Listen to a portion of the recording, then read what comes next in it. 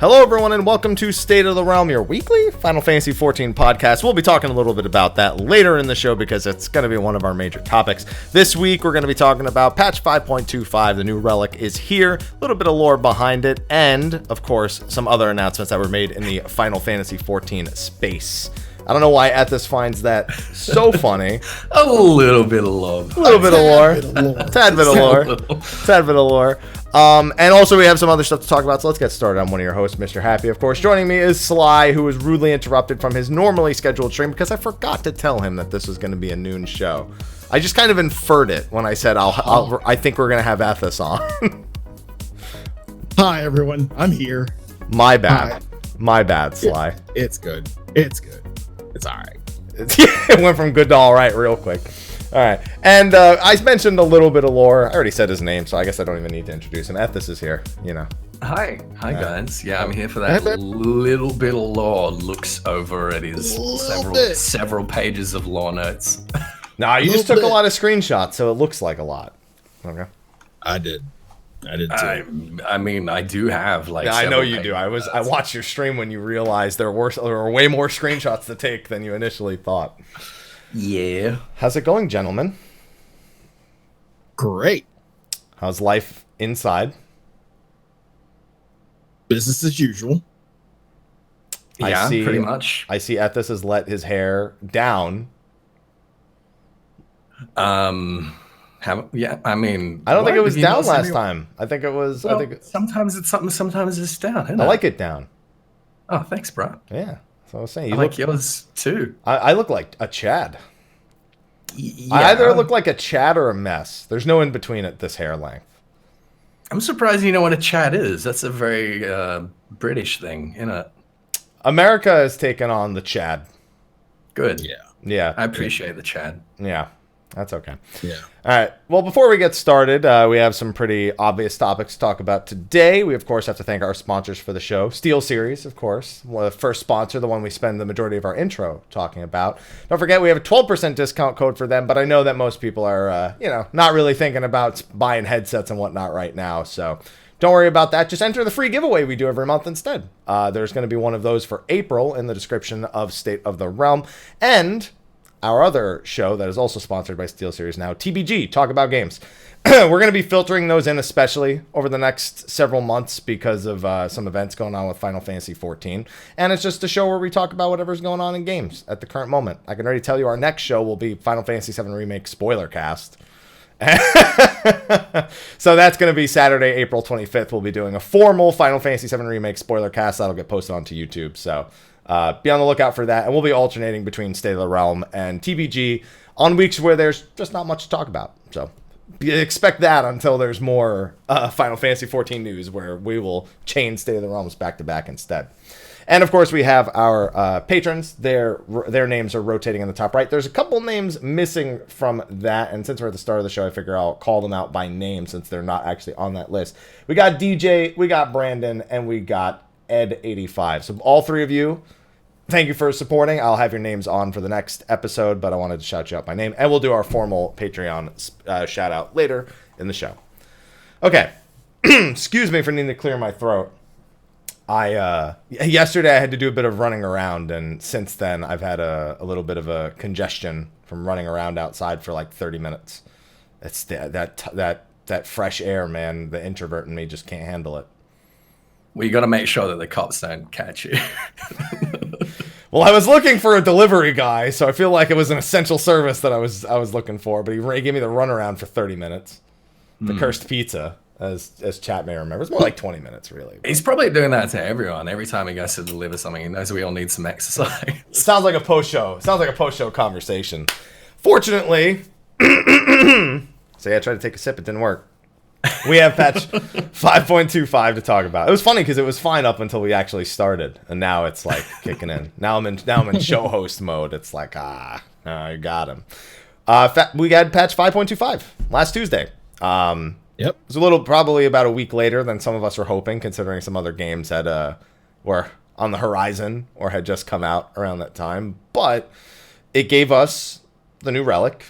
It gave us the long-awaited story that comes with that relic, which we told was going to be much more story-oriented than our previous ones.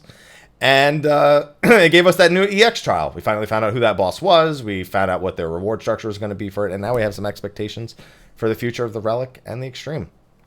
So, gentlemen, first and foremost, this relic step, really short. Before we even talk about the specifics of it, really short. Good. Yeah. Yeah. Yeah. So that's the weird thing. It came at such a bad time, but it was so quick that it wasn't a bad time. Really? So I'm glad they paced it out like that. Do you think there was any foresight into that, knowing what was coming out? They knew they knew this was how it was going to be for like months now. They knew. So they didn't. You didn't think they made this step with everything else out? No, they were not like, oh, 7 remakes coming out. I guess our first relic needs to take an hour and a half. I don't think that's how they function. No, I mean, like, there's always other stuff happening, isn't there? Yeah. I mean, but not at the rate that this is. Yeah, but you gotta remember, 7 Remake was delayed to that day. They knew way ahead. Granted, you'd assume internally they know that, but no, they didn't. We were just like, fuck it. When they finished, because here's the thing, they could have said that. They could have been like, okay, well, 7 Remake comes out, and then we'll be like, well, let's make this long as hell, and then when they're done with that, they'll come back and they'll do that instead. You know, that's how they would have thought of it. But no, they knew this was going to be a nice, easy ease into all the new people in Shadowbringers who had never done a quest like this in Final Fantasy XIV or didn't go back to the old ones. That's my opinion, at least.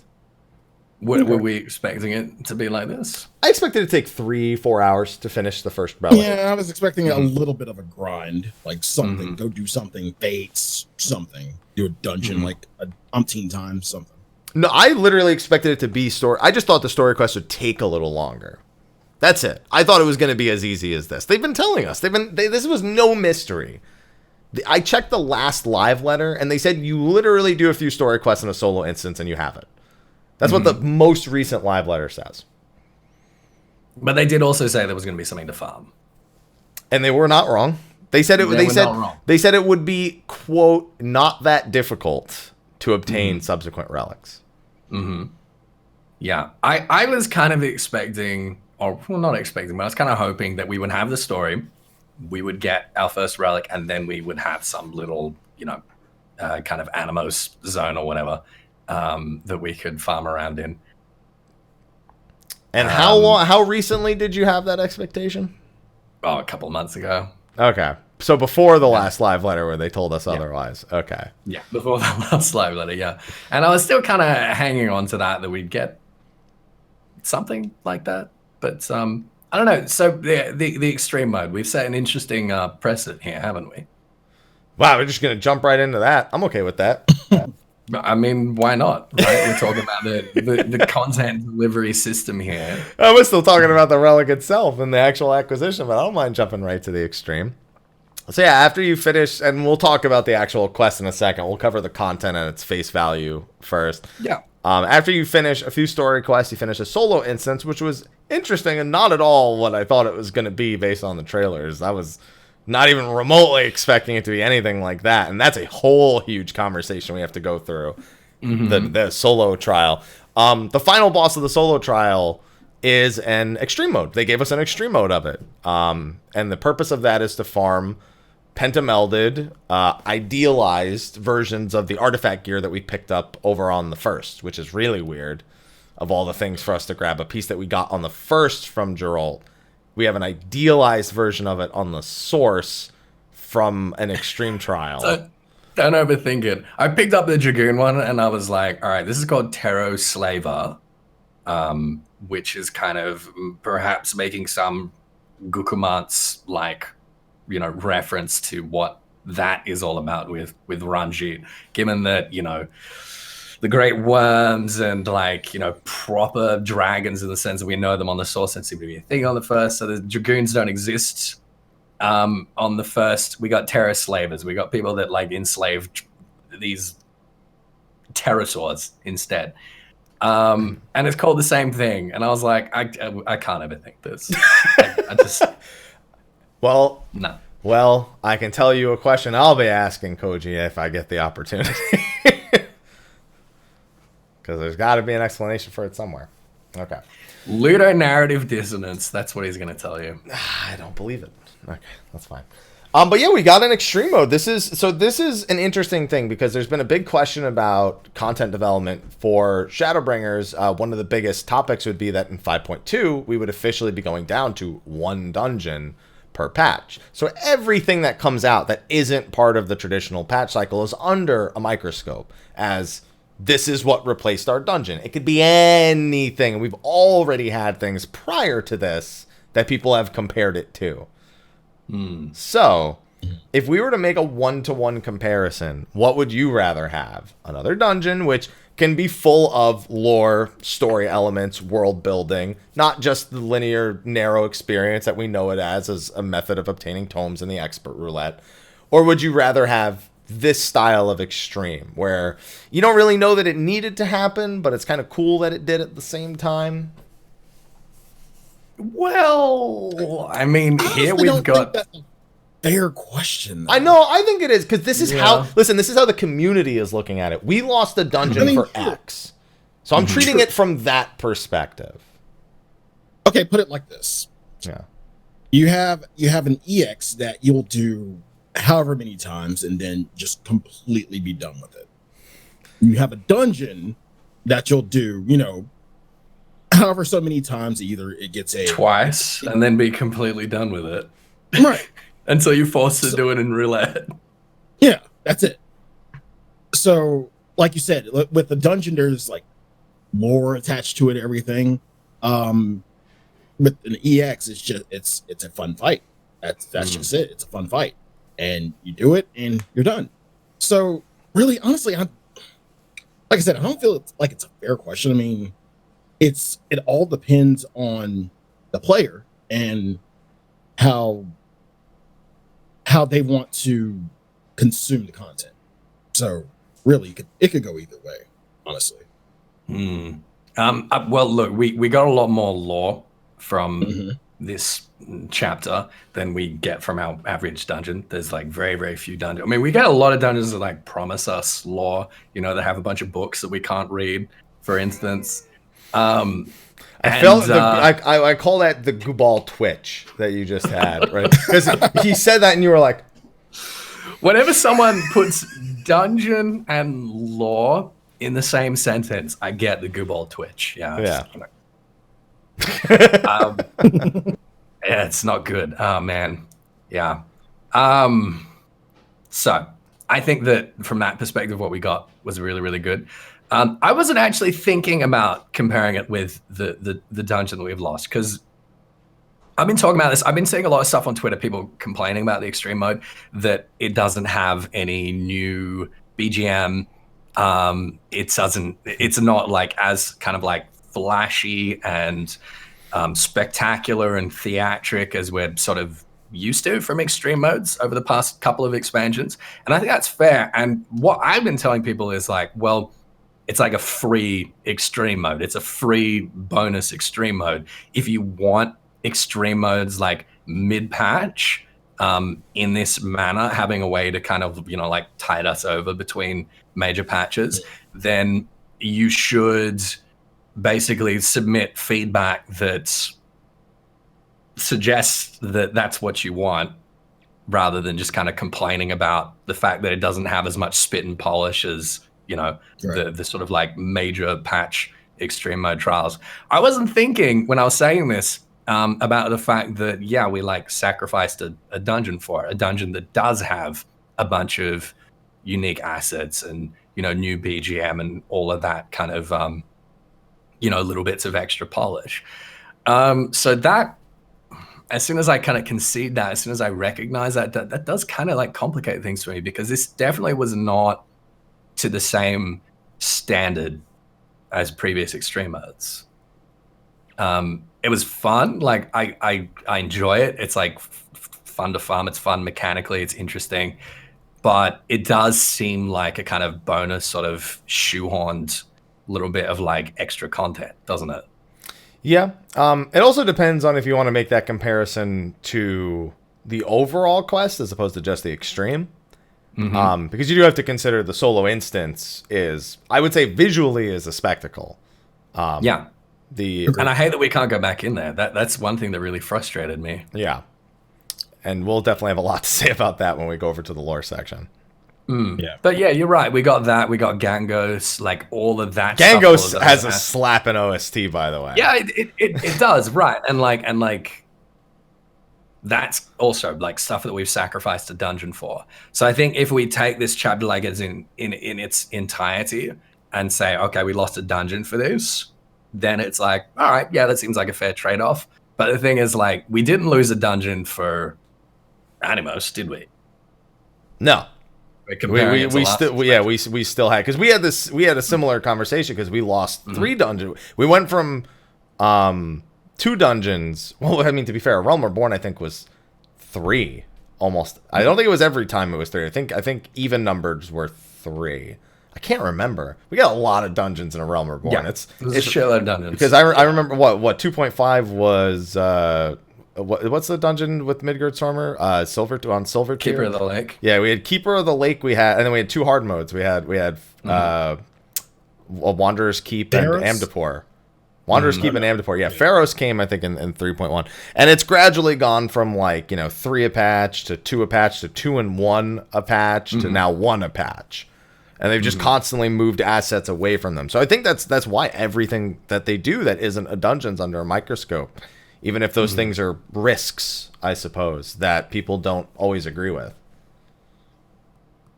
Yeah, I hadn't really considered like comparing it to the stuff that we'd lost from a dungeon, but that is interesting. That is compelling. I don't know. Like for me personally, you get a lot more of longevity out of an extreme mode. I think you get a lot more bang for your buck. You spend a lot more time, at least me, spend a lot more time farming in extreme mode than I would do running a dungeon. And when it comes to roulettes, it's like, you don't really care, provided you get a little bit of variety, provided I'm not getting the same dungeon every single day. Like, I could... Which really even when there's a million choices, I still get Sastasha in the leveling roulette every time. Yeah, even when you're running with a pre-made 4-man party of everyone at like a level 73, you get Sastasha. Yeah. It's pretty bullshit, I'm not gonna lie. Yeah. So maybe they need to worry less about more dungeons and more about like a better algorithm for randomizing in the roulette. Yeah, for the ones that we already have. The extreme itself was rather fun. I enjoyed it. Again, you said it didn't have as much spit and polish. I don't like using the word spit. I was going to say flash, but then you said spit. Now it's in my mind. I don't like the word spit. It just doesn't sound good. It's like moist for me. Yeah, well, it wasn't moist either. It was quite dry. Yeah, there you go. See, that's great. It wasn't dry. It wasn't too dry. I know we're gonna dive into like the story and lore stuff. Yeah. In a bit, but real quick, I was so conflicted with Varys's death in was it 5.1 right? Yeah, 5. It was at the end of 5.1, or was it at the end of 5.0? No, because 5. Well, we saw the precursor of it in 5.0. Yeah, 5.0. Yeah. And then we saw it in 5.2. Yeah. Right. Anyway, when we saw that, on one hand, I was like, "Oh damn! Like what a twist! That's awesome." Glad that not everything was wholly predictable there. But on the other hand, I felt robbed because I was like, "I want to do that. I want to stab Varys." Did that give you your catharsis? Yeah. Like we've made a nice Varys-shaped punching bag, and we go in there and slap the shit out of it. That's actually a very lore accurate comparison too. Essentially, it's satisfying. I like it. It's for me. This extreme sets an interesting precedent that's a little bit different than I guess I was. So one big discussion has been how many extremes we'll get in this expansion. We've normally set the expectation 1 a patch, and we now no longer can say that's the expectation. It's an unknown. And now the expectation kind of starts to swing the other way, because originally we were like, well, are we going to fight all 4 of the weapons, Ruby, Sapphire, Emerald, and Diamond? That was the first thing. Oh, well, now they're doing extra extremes. Maybe we actually get to fight all 4 of them as extremes. Now it's going a step further, because The Wandering Dramaturge is Yasumi Matsuno, one of the fathers of the Evolution Final Fantasy lore. That's his in-game avatar, similar to the way that the Wandering Minstrel is Yoshida's in-game avatar. And he's placed there as the NPC that gives us access to this extreme mode. Mm-hmm. And I feel like putting him there and making him part of it for just one. Yeah, it implies there's gonna be more of these. I'm worried about this, honestly, personally. Like, I think for step one, having something like this is great. It's fine. Like, sets it up. They've done a really good job of that. But if every subsequent relic step is going and doing a single player instance in some part of Bozja or in someone's memories or dreams or whatever, and then having extreme mode attached to it, and that is it for every step, I'm going to be really disappointed. Well, honestly. we fortunately know that's not the case already. We have defined information of what the subsequent steps will have. They've outright said there's another exploration zone in 0.35 and that they're already working on a BA2, codename BA2, with no finding over portals for entry, specifically them noting. So you don't have that much fear, but if there's the story-driven aspects, we know the exploration zone also isn't mandatory to do the relics. It's not inextricably tied like it was with Eureka. So to say that there couldn't also be a solo instance to each of these steps that comes with a little bit extra fluff with an extreme is, I think, within reasonable expectation. Maybe not every time, but at least once more. Okay. Yeah, I agree with that. I think we can probably expect like at least one more extreme mode trial from Matsuda, because again, like having him there for just one seems strange, arbitrary. I mean, he's also there for like, lore dumps, which is kind of what he was doing in Return to Ivalice.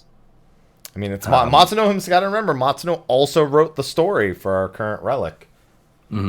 So him being there is apt. You are getting a taste. I feel, again, they made such a big deal about Yoko Taro joining for this, and they just kind of slipped it under the rug that Matsuno was writing the relic class. Yeah, by the way, he's coming back. Yeah.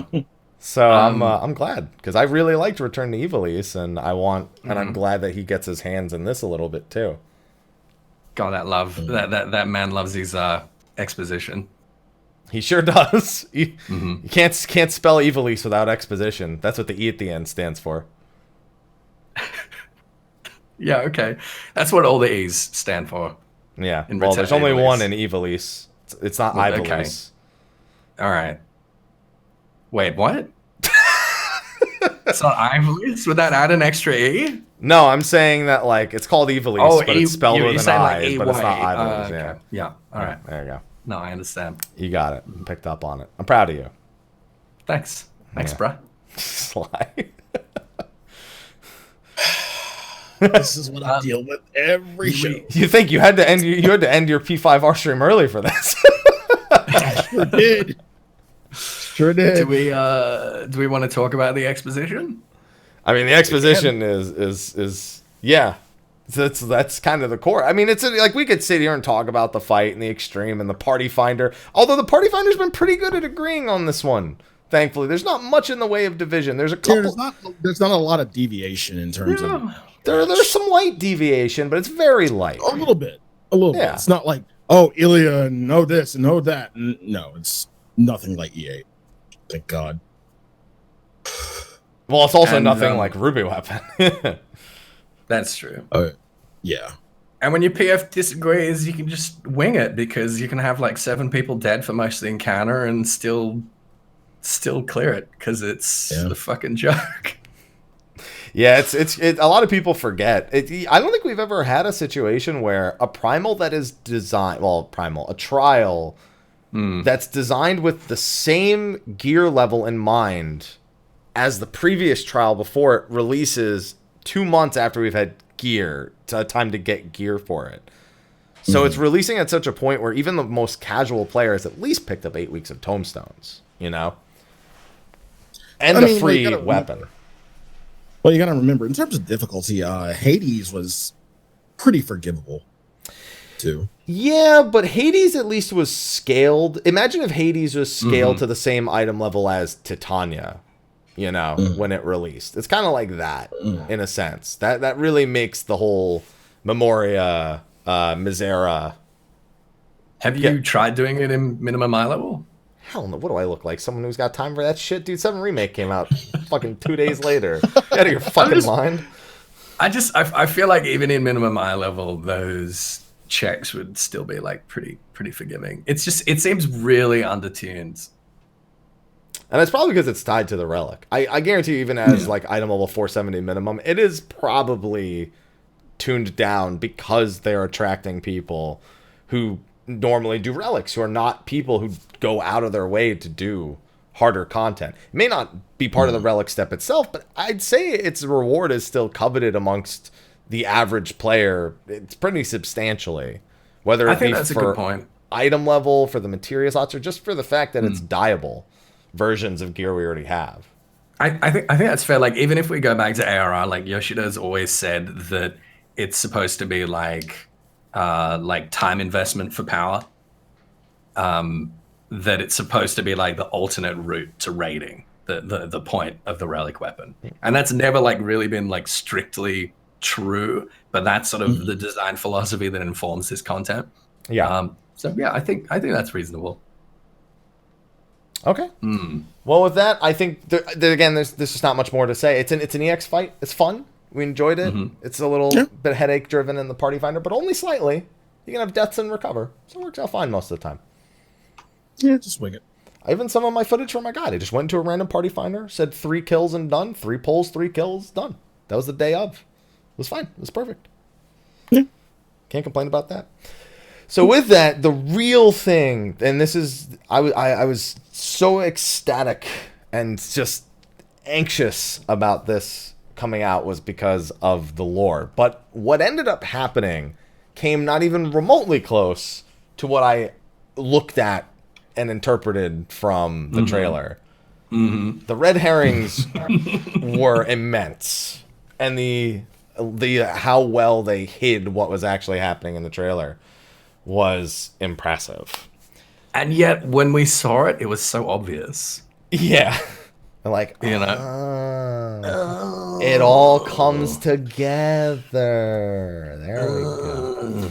So the precedent set for this is the Bosnian resistance is seeing all these other city-states that are seceding, or at least putting up resistances, and they're trying to get their land back to the land of Bosnia, land that was ravaged and destroyed by the Meteor Project that Cid's father had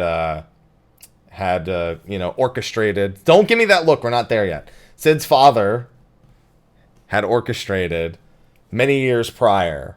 We see it referenced a lot. It's one of Cid's biggest personal failings. He's mentioned in the past, and that comes, that's kind of like one of the whole points that we deal with here.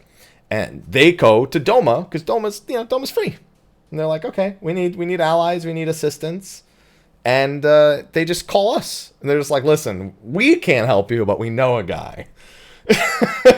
Then that's the Final Fantasy XIV that I've been playing for the last 7 years. We can't help you, but this guy, you'll be all right. Trust me. It's a pretty simple precedent that I think we were all keenly aware of. I don't think there's much to discuss there. But the reason that we're building these relics in the first place is they need a symbol to stand behind. They don't have a queen or a leader. A reminder that Hrothgar's society is patriarchal. Matriarchal. Yeah, sorry. Yeah. And they don't have a symbol like that to stand behind. So instead, her guard's old weapon, their most prominent queen from back in the Allegan era, which is we got a few interesting tidbits about the Allegan era here too. Her guard's old weapons. We were trying to recreate them in a sense, and at least give them something to stand behind, a symbol of confidence and rebellion. It was partly as a symbol and partly the idea that they were just like really OP. Yeah. And they could literally like use them to smash the 4th Legion. Yeah. And the Fourth Legion is run by Noah Van Gabranth, as a reminder for anyone who didn't pay attention when they quickly finished Return to Evil East because they heard it was required for the relic. Oh, we will dive into that. We sure will. Our boy Noah is not fucking around, it seems.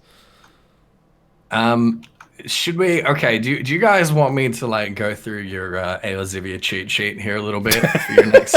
I have a feeling we won't have a choice whether or not you get to go through that. Sure. Because here's going to be the dangerous thing. We're not doing an Eozivia on just 0.25, which means I now have to commit this to memory until we get to 0.3. No, you're gonna be in trouble. All right, let's start with Bodja. We've just talked about Bodja, the context. Let's go through that for a little bit. So Bodja is in southern Ilzabad. It's vaguely west of Dalmasca, so it's like pretty close to that southern coast of Ilzabad. And looking west from Gangos, so we're looking like out across the ocean there. We might be looking at the Bounty, which is the sea between Ilzabad and Thavner, or we might be looking at the Corvos Narrow, which is specifically like that strait there. You guys seen the world map? Remember, there's that the anchorite at Corvos in the cloud there. Yeah. I remember it from when, because the section you're referring to is also shown when we are crossing over. Like it's shown tangentially when we're crossing over to get to Kugane, isn't it? Yeah, I mean we go like under way south. Yeah, we go under way south of Thavner. But yeah, anyone who's like got access to the world map, that's kind of vaguely where we are, if you're wondering. So Queen Gunhildr. And Gunhildr is not a name, it's a title, which makes Queen Gunhildr a redundancy. They're basically calling her Queen. She united the Hrothgar tribes and founded Bodja during the Third Astral Era, after all of Ilzabad was conquered by Alec. So Alec that conquered, the three great continents and pretty much the whole world. Apparently there was this one little pocket of resistance in the middle of it, which is the kingdom of Bodja. Which is wild. So, that was founded by Queen Gunhildr, uniting the Hrothgar tribes. She was an astrologian and a seer, apparently, and we'll come to what that might mean in a little bit. So we know about Gunhildr's blades. We already had like that really long-winded explanation of gun blades being basically a shortening of Gunhildr's blades, and that they were the Queen's Guard, and that's where gun blades and gunbreakers came from. They broke the Allegan guns, so they were called gunbreakers. So it turns out that not all of the gun blades wielded gun blades, and not all of the gun blades were gun breakers, but all gun breakers did wield gun blades. So not all gun blades had gun blades. Some gun blades had spears. Some gun blades had books. Some gun blades had gun blades and were gun breakers. You really were ready to do this, weren't you? No, I hate this. Lined up. You had that lined up. It really frustrates me when they came to us and they were like, oh yeah, so they're all gun blades, but like not all of the gun blades are gun blades. I'm gonna need you to properly refer to anyone referring to Gunhildr's blades as Gunhildr's blades forever. But they called them the gun blades. That's the problem. You call them Gunhildr's blades from now on, you son of a bitch. Fine. Not all of Gunhildr's blades. Thank you. Used Gunhildr's blades. No. Some of them used Gunhildr's spears. Stop. God damn it. You know what you're doing. You know exactly what you're doing. God. Yeah, okay, I know what I'm doing, but so did Matsuno and so did Koji, and they did it anyway. All right? That's what I'm saying. That's what I'm trying to get at. And I hate it. I absolutely hate it. Anyway. I hate you. I love you too, buddy.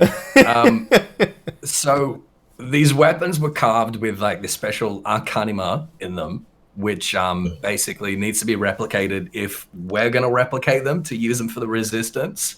But they were kept in Bodja Citadel under lock and key by the Garleans. So No one's seen them. Except Cid. Which we'll get to. Yeah. So, all right. That's the context of Gunhildr and the Gunblades.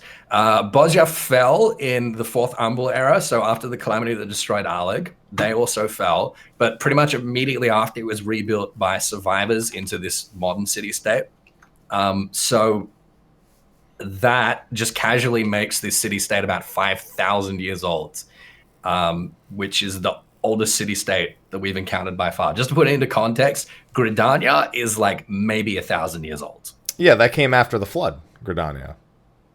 Well, Gridania came like 1,000 years after the flood because... Yeah, I mean, I'm saying just for reference, the flood is a whole Umbral era or two. Wait, which one? Oh, it's two. Well, you've got the Fourth Umbral at Alig Falls.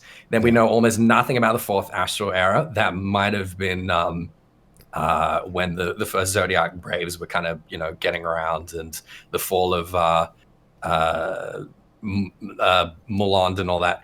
And then you've got the Fifth Umbral era, then the Fifth Astral era, which is the War of the Magi. And then the Sixth Umbral. The Sixth Umbral era. Yeah. And then the Sixth Astral, and about 1,000 years into the Sixth Astral era, you've got modern Gridania being founded. And and then another 1,000 years later is Bahamut. Yeah, basically. So it's like way, way older than pretty much anything else in the whole world that we've encountered so far, which is wild because they were like so casual about it. Anyway, it was conquered by Garlemald about 50 years ago. What else? Yeah, resistance formed after news of Alamigo and Doma's liberation. Yeah, we talked about that already. Yeah, that's basically the context for it. It's a lot. Does that help? It's a lot going on. It's interesting because that means Bosja would have been around for the time of the Gaugans as well. They would have preceded the Gaugans even, correct? Yeah. Yeah, it would have come long before Gaug, long before Ivalice, long before pretty much anything. I like chat's implication. How? Because it's crazy to think that they successfully, they didn't just resist Alag. They straight up like slapped them silly every time they came around. Yeah, presumably for hundreds of years. Yeah. They just like held this pocket in the middle of the Garlean Empire. And they could do that. Sorry, the Allegan Empire. But then the Garleans showed up because I'd assume that after they fell the first time, their military strength... Well, they probably weren't challenged much at all after that either, so they probably didn't keep their military power up for all 5,000 years. If they did, there's no way they would have lost to the Garleans. Well, they make the point of, like, it basically became the modern Bosja city-state. Like you say, it wasn't this kind of, like, hyper-militant, only Hrothgar. It was a little bit more kind of, like... Just a city-state that existed, I guess. There. Yeah, exactly. Just like any city you would go to. Yeah. But that is interesting. That's an interesting point. Yeah, so they were conquered about 50 years ago. And now occupied by the Fourth Imperial Legion, which we'll also come to. Yeah, there's a lot to talk about the Fourth Imperial. So in that conquest, they now have their resistance pocket in Gangos, which is where odds are we'll be entering the majority of our exploration zones, where we'll be doing the majority of quests before we go out to those locations, where Geralt is likely to be hanging out for the majority of the rest of the expansion. And but they have a plan to get these sigils that exist, and they want to dig into people's memories. And this is where I was like, what? Yeah. Yeah, I was exactly the same. I was like, okay, I guess we're doing Inception. Sly, I can see you had some emotions about us suddenly digging into people's memories. Yeah, that too. I was kind of curious if, with all this, I mean, I know it's just Relic, but was there a possibility for it to tie back to MSQ and what we have? I was thinking the same thing. Yeah, dude, literally this entire time, and we're going to get into that in a little bit, I was like, man, we could use you on the first. All of a sudden, we realized we had our own look back home the whole time. And so they called up Mikoto, who is an expert in etherology, who was basically not a student, but Moonbreeder was like her mentor, basically her tutor, which is wild. And hey, she's got the Echo, just by the way. We forgot to mention that in Return to Ivalice, but yeah, she's had the Echo this whole time, so that's cool. Yeah, the closest thing we get to that, looking back to Return to Ivalice, at one point she makes mention of you two, of you and her sharing a gift, and that's it. She never says I have the Echo. She just says you and I share a gift. Essentially. Yeah, and it's so offhand, it's crazy. But she does have the Echo. She was a student of Baldesion. Yeah. And a lot of them had the Echo because a lot of what they were doing was stunning the Echo. That's why one of the reasons why Kral was invested with them. And apparently, I mean, up to now we thought that Kral was like the only survivor of that whole incident with the Isle of Val. It turns out that Mikoto survived because she was helping Moonbreeder build the etheric siphon, which we used to destroy Nabriales. And then Urianger made another one, which we used to beat Emmett Selk. So that's why she was saved from that, which is interesting, I guess. We got a whole bunch of stuff about Mikoto's background, which is pretty cool.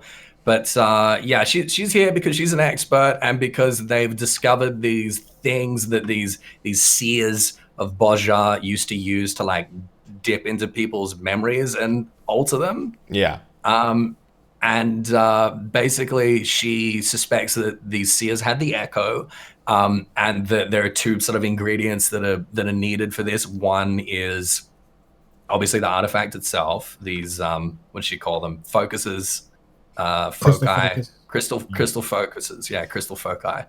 And the other one is, someone with the Echo that can actually like go into these memories and kind of mess around with them.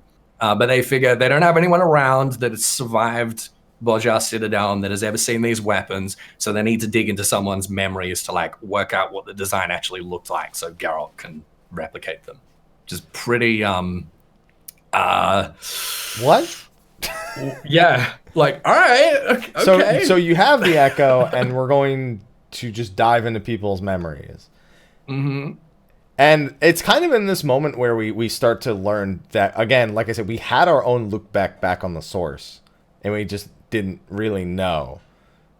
Because she literally explains exactly the same thing Lookback does. She's like, well, the ether is comprised. You have the ether of the body, the ether of the mind, the ether of the soul, and then there's implicit and explicit memories. And it goes through. She literally, I think she knows more than Lookback at this point, and it shouldn't be the case. But she's a total bookworm that is after Urianger's heart, as far as I'm concerned. Well, she talks about, and this I found was really interesting because basically 5.1, 5.2, we've been struggling a lot with this distinction between basically, we thought that the metaphysics of Final Fantasy XIV was substance dualism. You've got like physical and, non-physical noumenal stuff. And then 5.1 introduced this idea of like, well, within the latter, you've got mind and soul as like different things. Mikoto's come along and said like, all right, you've got the physical, which is the body, you've got the non-physical, which is, the mind, the soul, whatever. And then you've got residue, which is memory, which is basically left by, I guess, the interaction with the mind with other, noumenal objects that makes up people's memories. And that's kind of what we're examining. And like Mike just said, you've got explicit, you've got implicit. That's all like pretty self-explanatory. The one really interesting thing here is that it seems so out of the blue, but we've got a precedent for this back in 2.0, back in A Realm Reborn. I want to see if either of you can guess what I'm referring to here. So we've got for what do we have a precedent for exactly? Okay, so we've got this concept that's been introduced to us now, that there were these seers in the fourth astral era that would go into people's memories and like change things, basically change their memories in order to, influence them, in order to make them feel better about tragic circumstances or whatever. But, effectively to like manipulate them to like change their memories, to make new memories for them. 2.0, we have a moment with Cid where we appear to have an echo with him, where we go back in time and we give him his goggles. Yeah. And that serves as like a turning point for him in 2.0 to be like, oh, it was you all along, you've been supporting me, like to basically like inspire him, right? Yeah. And now we've got basically the science of that being established, that apparently that's something you can do with the echo. More probably like with these focuses, but you can go back in time, you can change people's memories. So it seems like we did that to Cid. We didn't like literally necessarily time travel and give him his goggles, but we like fucked with his memory to sort of make him think that we gave him his goggles so that he would, like do what we wanted him to do, basically. So that he'd like, pull himself up by his bootstraps and get the job done. Yeah, that's in the church. Over in Yes, exactly. And that's what restores his memories as well. We use the echo to, fuck around with his memories. So I was like, damn, all right. Okay, Mikoto, let's do this. This is crazy. The other one we have was, she made a reference to Messiah Thousand Eyes. I don't know if you guys recognize that name, but basically Messiah Thousand Eyes was this ancient sage that wrote the Divine Chronicles, which is like those little kind of esoteric poems that we have regarding basically the regarding each calamity. She was like prophesizing calamities. And it was a big thing like leading up to the end of 1.x was like, this calamity is going to happen because this person prophesized it, and this is how it's going to happen, this is how it's going to go down. So Mikoto is like, yeah, no, she had that power as well. She had the echo. She could see people's futures. She could see the future, which, by the way, is what Mikoto can apparently do. Yeah.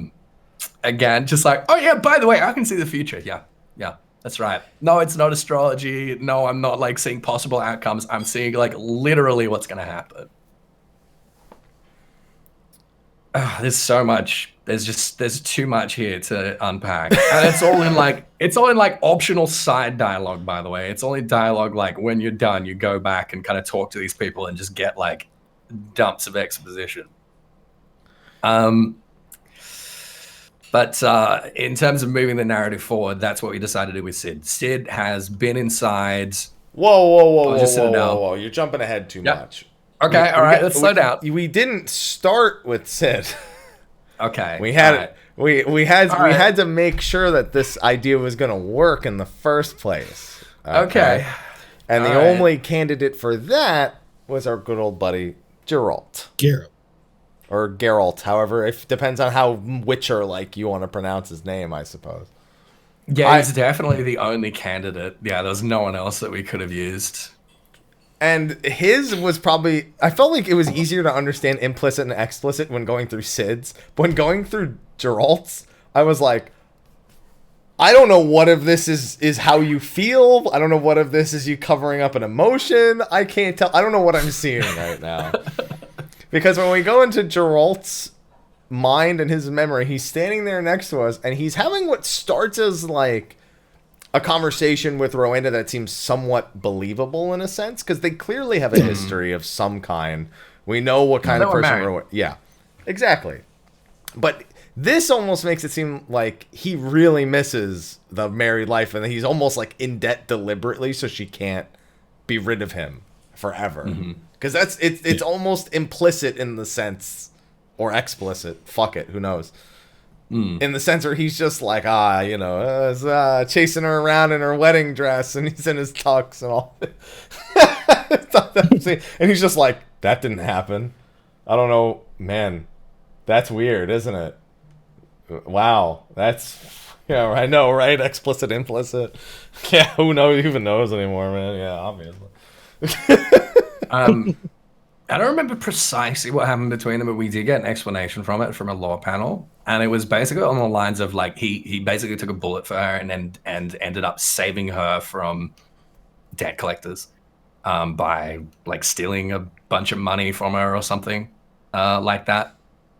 So the position he's in is like deliberate, and he basically did that to like save her life, effectively. And I think it's nice that we kind of got like a nod to that and his like true feelings and all that. But man, it was ridiculous. They even gave him the Hildebrand kissy face. She just shoves him out of the way. I just like Geralt panicking because he's like, "Oh, that's crazy, isn't it?" Right? Wait, that didn't happen. That really didn't. No. Nothing even remotely close to that happened. I was here a week ago. That's no. Come on, guys. Me. I love it how we did that and demonstrated like how imprecise this method was about actually like finding anything out that was at all accurate or true. And then we're like, yeah, we're still gonna do this with Cid. Like nothing's gonna go wrong. This is gonna be great. This is gonna be so good. What's especially troubling is they're trying to figure out who is even the candidate for them. Now that they've tested it, they know they can use the crystal foci to actually perform this technique. They still have no idea who's even eligible. But then right, because everyone that had seen it was either dead or part of the 4th Imperial Legion. Yeah. And then Makoto's echo kicks in on cue. And we see this vision as well with her, I guess, being connected via the echo, her being close enough in proximity that we actually see it also. And we see a vision of Cid in pain, of all things, on the bed, on the same bed where they test Geralt. And she's just like, all right, well, I guess we got to go get Cid then. She's not like, oh, that's how unfortunate that he's in so much pain. She's like, well, then I guess that's what we're doing, right? Yeah, well, she did make the point. She's like, no, I'm not seeing things that like may or may not happen. It's not a case of like, oh, this will come to pass if we don't do something to prevent it. She's like, no, that's like that may as well have already happened. Yeah. So I guess that's why she's blasé about it. She's like, well, I guess we're gonna go and get Cid, and I guess he's gonna like suffer. Like, fuck, it's already happened. Do we get anything where one of these we actually tried? Like, she's got to have like a devastating vision at some point that we like try to stop of some kind. Yeah.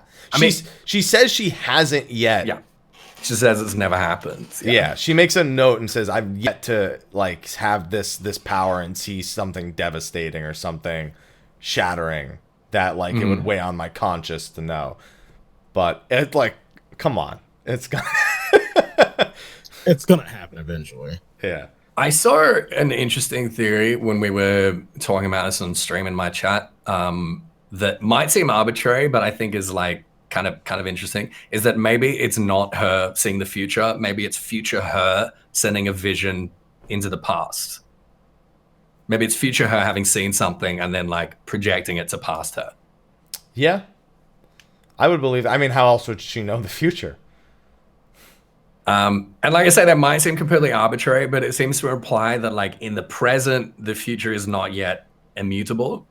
And it's only immutable in circumstances where she's already been there and has transmitted something back. Yeah. I really hate this idea, like in any kind of narrative, in any storytelling, that there's any sort of like predeterminism, that there's like future stuff that we can't change. I like prophecies like the one we were just talking about, Messiah Thousand Eyes, that are so vague and so like esoteric that it's like you can't possibly know what they mean until they do actually come to pass. And then they could have like represented, you know, several things, like things that may or may not have happened, things that may or may not happen. But Mikoto's like, no, that's not what this is. This is me like literally seeing things exactly how they're going to go down, and there's no way to affect that or change that. And that for me just sets a really uncomfortable precedence that will affect like the rest of the game's narrative. See, I just think she's never once thought of doing something different. Because here's the thing. She sees Cid and she goes, well, I guess we're going to go get Cid. What if she just says, no, I don't want to? Why couldn't she literally just say, no, You think that's it? That like it doesn't necessarily come to pass, but she's never like tried otherwise. Yeah, she's literally just never been like, no. She goes, well, she literally says, well, I guess that's what we're doing. She just leans into it. That's an interesting point. Yeah. Hey. What other choice was there, though? I mean, besides. There you go. Sorry. I mean, how could you not lean into it, though? Yeah. Well, I mean, the other thing is, like, we already know that there are, like, future potential timelines with the 8th Calamity and stuff like that. So it's like, she's already contradicted the way the narrative does actually seem to work. She's implying that there's only one possible timeline. Yeah. And we literally just, our whole expansion is based on the fact that there isn't. Yeah. So maybe she's only seeing stuff, maybe, like, she says she doesn't see, like, significant things. She doesn't see things of, like, you know, people suffering or, you know, terrible futures or whatever. Maybe she's only able to see things that are of so little consequence that they exist in all possible timelines. Yeah. This is a rabbit hole that we don't have time to go down. So. I mean, we do, but we're not going to. God. Yeah. So we get Cid on board, and he's feeling a bunch of guilt. And all the Bosnians, when she suggests Cid, are like, holy shit, Midas Nadgalon's son is alive. Fuck that guy. Like, Midas caused the destruction of Bosja, and as far as they're concerned, Cid was complicit. Cid defected as a result of the Bosja incident. That's like what was kind of the final nail in the coffin for him. And he also felt that he was complicit, even though we find out that he wasn't really. But he's carrying a great deal of guilt there as well. He's just feeling really guilty, yeah. Yeah, he tells himself if he could just have convinced his father not to do it. That's in his head. Like he was he failed everyone, including himself. And so he's got a lot of repressed trauma amidst those, you know, incomplete and not particularly reliable memories. And that's what we end up diving into in Bosja Citadel in, again, not at all what any of us were expecting when we saw this scene. Can we, let's just jump back a bit. When we first saw this scene in the trailer, what did you guys think we were looking at? Tartarus. You thought we were looking at Tartarus. You thought that like Dalamud had some connection with Tartarus? I thought that first there are two things. One, that Bosja was so hideously warped from its destruction that its form was already incredibly devoid of any reason, which makes sense, especially considering we know that this is going to have a similar system to like Eureka with the whole leveling prospect and things being thrown into flux. And then I also thought that Gabranth was using it as a testing ground for what they found in the lighthouse. Galg. Yeah. Okay. So I thought it was a combination of the two. Yeah. Not even remotely close. Yeah, I was having similar thoughts. I was like, hey, this kind of looks like the anti-tower, like how reality sort of starts to unravel and, like, you know, laws of physics and that become more like mutable the closer you get to the live stream. And I was like, all right, so maybe Dalamud either just like blasted it into the center of the earth, and we're looking at something like that, or else maybe it was kind of like what Ozma did to Nim was kind of similar. Yeah. Where it kind of like grabbed it and like put it in this weird little like pocket dimension. Maybe Dalamud, maybe Bahamut somehow did something like that. Yeah. Yeah, but none of us thought that this was like a memory, right? No. Not even a little. Yeah. But then when you see it play out, you're like, yeah. As soon as you get in there, you're like, oh, this is like some Inception, like Doctor Strange kind of shit. Sidception is the name of the achievement. Sidception is the name of the achievement. It is, and I hate that. I fucking hate that. I hate that so much. I love it. But it is a memory. It's an incomplete memory, and it's. I want this to be a zone. I want to go back there. Why could this have not been an exploration zone? Because Sid could only stay asleep for so long. I just hit him with a brick or something. But the thing is, like, if they go back to that specific memory, won't it be altered a different way? Like, now that we know what we know, and we were in there once, like, we're not going to experience the same things we experienced. I mean, the initial part of the battle, right before we actually get to the transmission tower, we might experience that because that actually happened. But everything else with the antibodies, everything else with, and I'm moving ahead, everything else with Bahamut designed to block us there, we won't experience that again. Like, you'll just get a flat out just memory.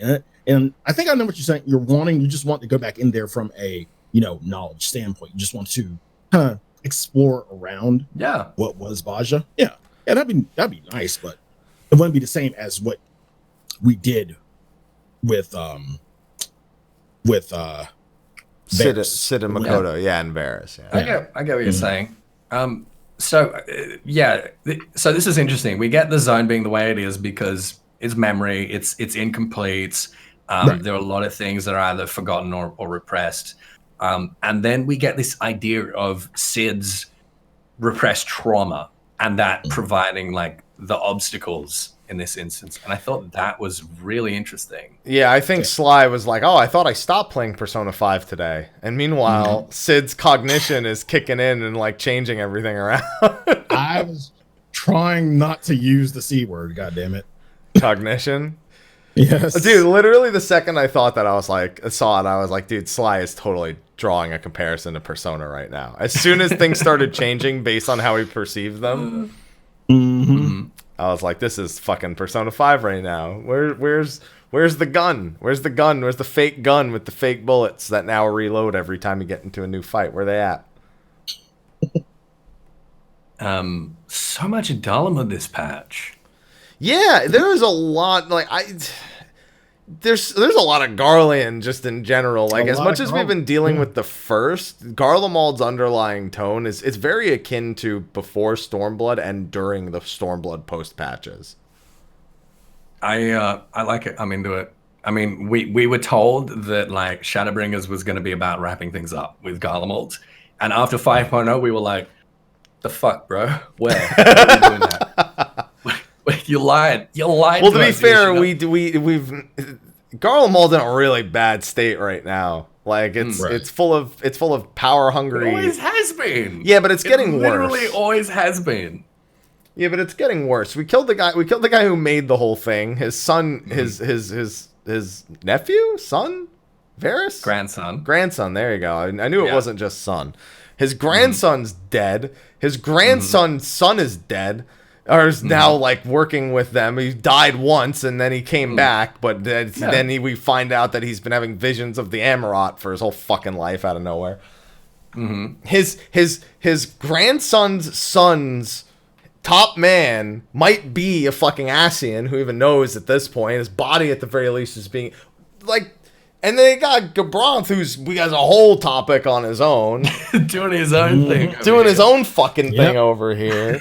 We've got the fucking weapon project of the remnants of the 7th Legion, who was fucking Nail, who we dealt with already. One of their previous leader of the 14th Legion is helping us fight the weapons from the 7th Legion. So what the fuck is going on at this point? Yeah. Yeah, no, okay. I get what you're saying. Not to mention, we took care of the leader of the 6th, and we don't know what the fuck they're doing anymore.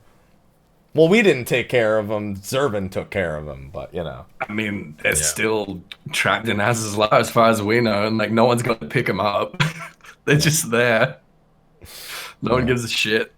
No. And Nero's still hanging outside. I'm actually shocked we haven't seen Nero. Yeah, me too. Who knows where he is? He'll show up in the weapon storyline somewhere.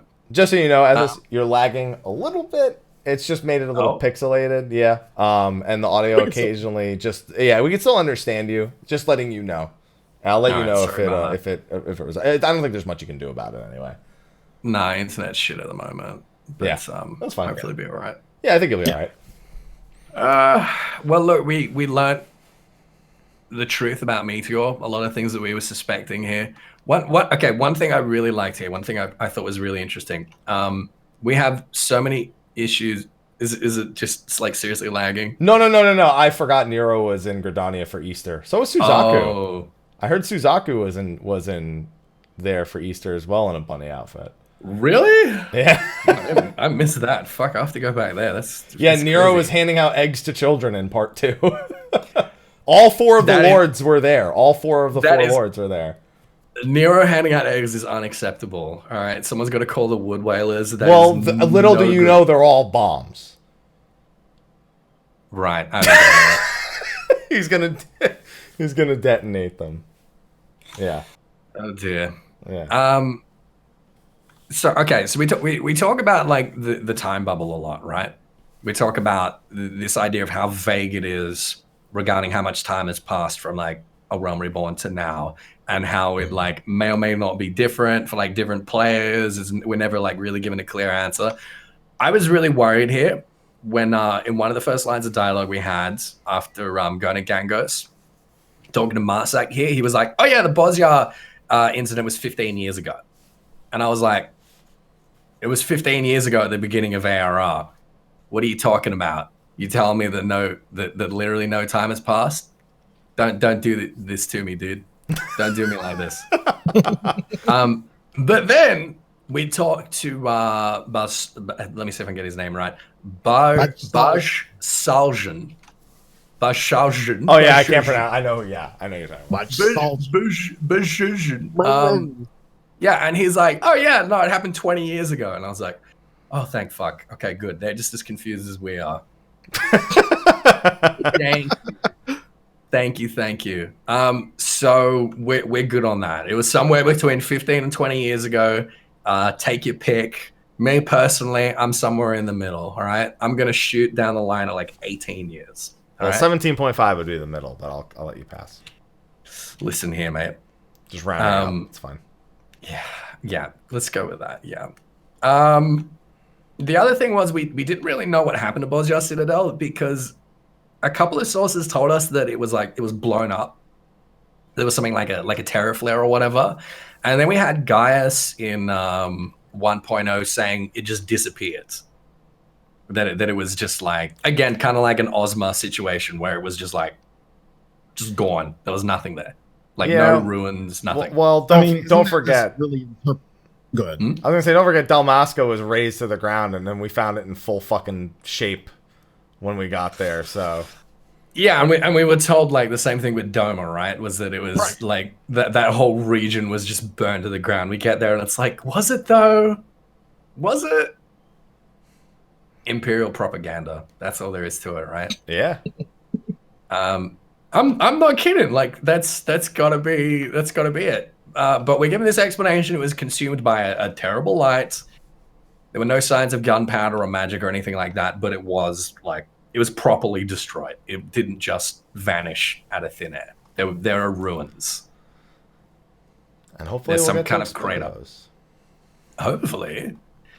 The big one here is that we got the confirmation for what we've all been suspecting since ARR, was that Midas was tempered by Bahamut in the same way that Ulidanis was. Yeah.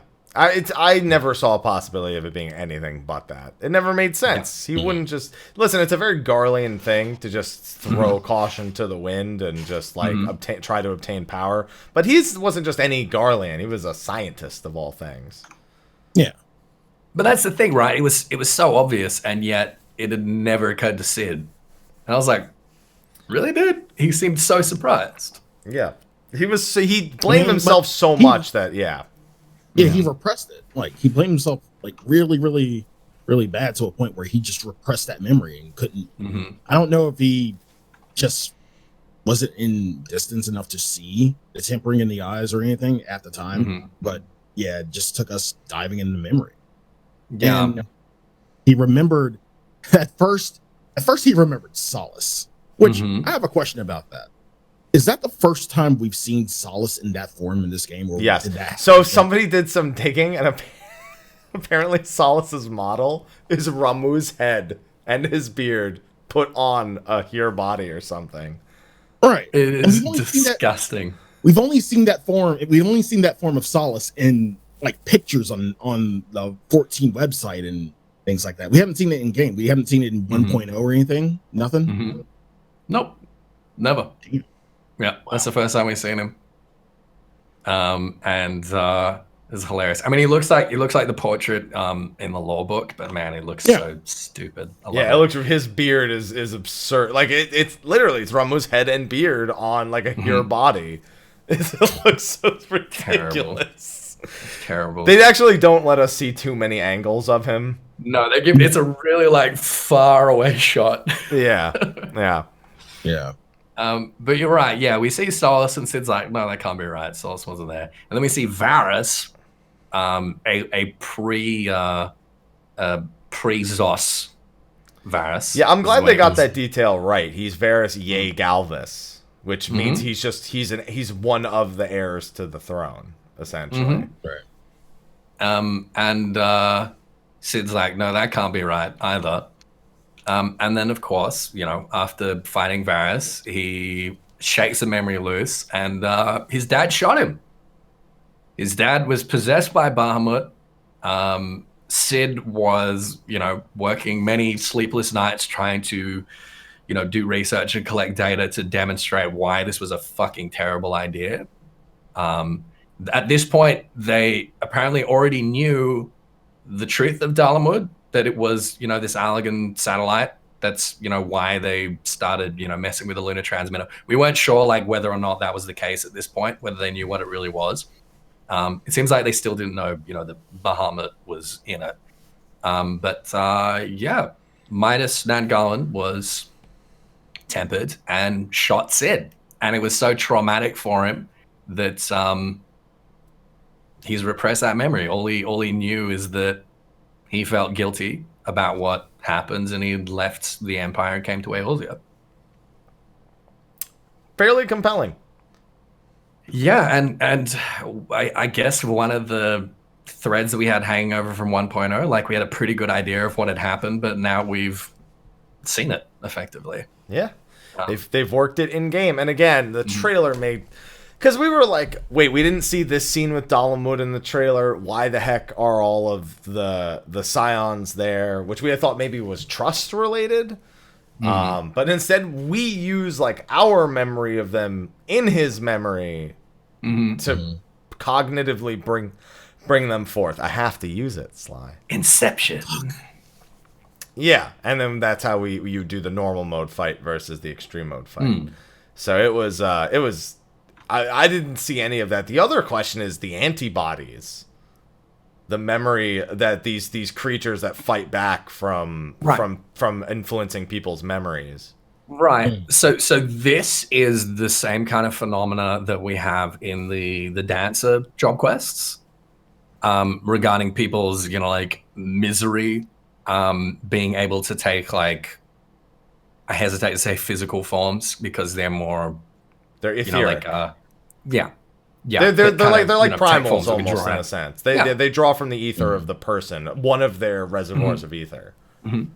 So it's the same kind of science that we get in the dancer job quests. It's the same kind of science we get with the pixies, and the bad dreams, and also there's somewhere else where we've seen phenomena like this. Here, but I mean here, yeah. And it's kind of like Oracite as well. It's a similar kind of science to it. People's sort of, dreams, memories, aspirations, that kind of stuff, having a power and being able to take a form. So that was interesting. And the Bahamut that we fight in there is obviously the same kind of phenomena. The Bahamut was dude, when I first saw the Bahamut, I was like, you're not about to make an extreme version of Bahamut this can't be it. I for a second I was like, you're not about to make Bahamut extreme as a fucking thing. I was like, oh, thank God they didn't do that. Nah, that would have sucked. That would have been terrible. The other thing that was really interesting here was that the Bojan resistance, even this 15 or 20 years ago, was operating. 18 years ago. 18 years ago. Yeah. For me personally, 18 years ago, they were operating, and they had apparently they must have known about Dalamud and about the Meteor Project and about this this research that was being done. Maybe Sid even like leaked something to them. Who knows? But they had knowledge of it, and they were actually infiltrating the city and trying to storm the transmission tower. Which is wild because like in Eorzea, we had no idea what was going on with the Meteor Project until Gaius told us. I mean, to be fair, that was, 10 or 12 years later or whatever. But a while later, yeah. But I thought that was kind of interesting as well, that like this resistance cell isn't a recent thing. It's just that after the liberation of Doma and Alamigo, Hien and, the Shinobi obviously helped them basically centralize and organize all these different resistance cells. Yeah, and we've seen that. We've seen that. I remember when we first were freed of Garlemald over on the east, the first thing they started doing was trying to make sure that other resistances heard that they were successful in driving them back, because that in turn protected Doma, because they couldn't just all of a sudden go and everyone point your guns and let's go. And that's why Rabanasta was destroyed. Yeah. Because they learned about it and started summoning Lucavi, and the 4th Imperial Legion moved in again and bombed the shit out of it. Yep. and got pretty fucked up in the process. Like, they did not kind of come out of that one particularly well. Yep. And Dalmasca is probably not going to be doing much better by the time this is all said and done. This is the third time that Dalmasca's had to be conquered, basically. Yeah. They just keeps coming back. They're not having a good time. Yeah, they're not having a great time. Yeah. And that's the opposing front, essentially, from Bajja. I mean, Bajja is pushing against the 4th Legion, who is currently taking refuge in Dalmasca directly. Yeah, that's a good point, actually. Yeah, like the 4th Imperial Legion is like stuck between the Dalmascan resistance and the Bajjan resistance. They're kind of like wedged in there. Yeah. And that's got to play in, right? That's got to like lead somewhere. Well, they do specifically also make mention that Fran can't help the Bajjans with she's busy with her current efforts, which is, even just saying that is a teaser in itself. So I think Matanu is going to be around for a fucking long time at this rate, because any character that he is involved in, they'll probably have him right around those characters. Do we want to talk about the teasers that we've got as to what will be coming next in this storyline? Yeah, I mean, shit, we didn't even cover all the other dialogue. We didn't even mention that Makoto just casually mentions having a sister. Oh, we can. We've got a lot of things that have not even. We haven't touched anything about Gabranth. We haven't touched about the rest of Makoto's dialogue. I promise we'll come. No, we done most of Makoto's dialogue. Well, I mean, we didn't finish though, because she just casually mentions having a sister who she doesn't talk to. All right, let's go to Makoto's dialogue real quick then, because there's a few interesting things here. She talks a lot about these seers. They, at least she believes, had the echo, and she's the expert, so we should take her word for it. But they were using these crystal foci to change people's memories, to help them through trauma or whatever. And she says this practice dates back to the beginning of the 4th Astral Era. Which is a little bit contradictory, because we've got all these people saying that Queen Gunhilda, the first Queen Gunhilda in the 3rd Astral Era, was like the first one of these and sort of started this practice. But I guess like they just kind of like made a sort of institution out of it. They're Echo Wielders. They used crystal focuses of Allagan-derived design. You guys know who were using, like the only people that were using like Allagan artifacts in the 4th Astral Era? Because we've encountered them before. Come on. Red mages? No. I can't remember. No, that's the 6th Astral Era. You're right. That's a little ways away. Several thousand years away. 4th Astral Era. Okay, so Alec Falls, there's a group of people that are like, we're going to save as much of this Allagan shit as we can and make sure that we use it to help people and rebuild. Galkins? No. I don't know.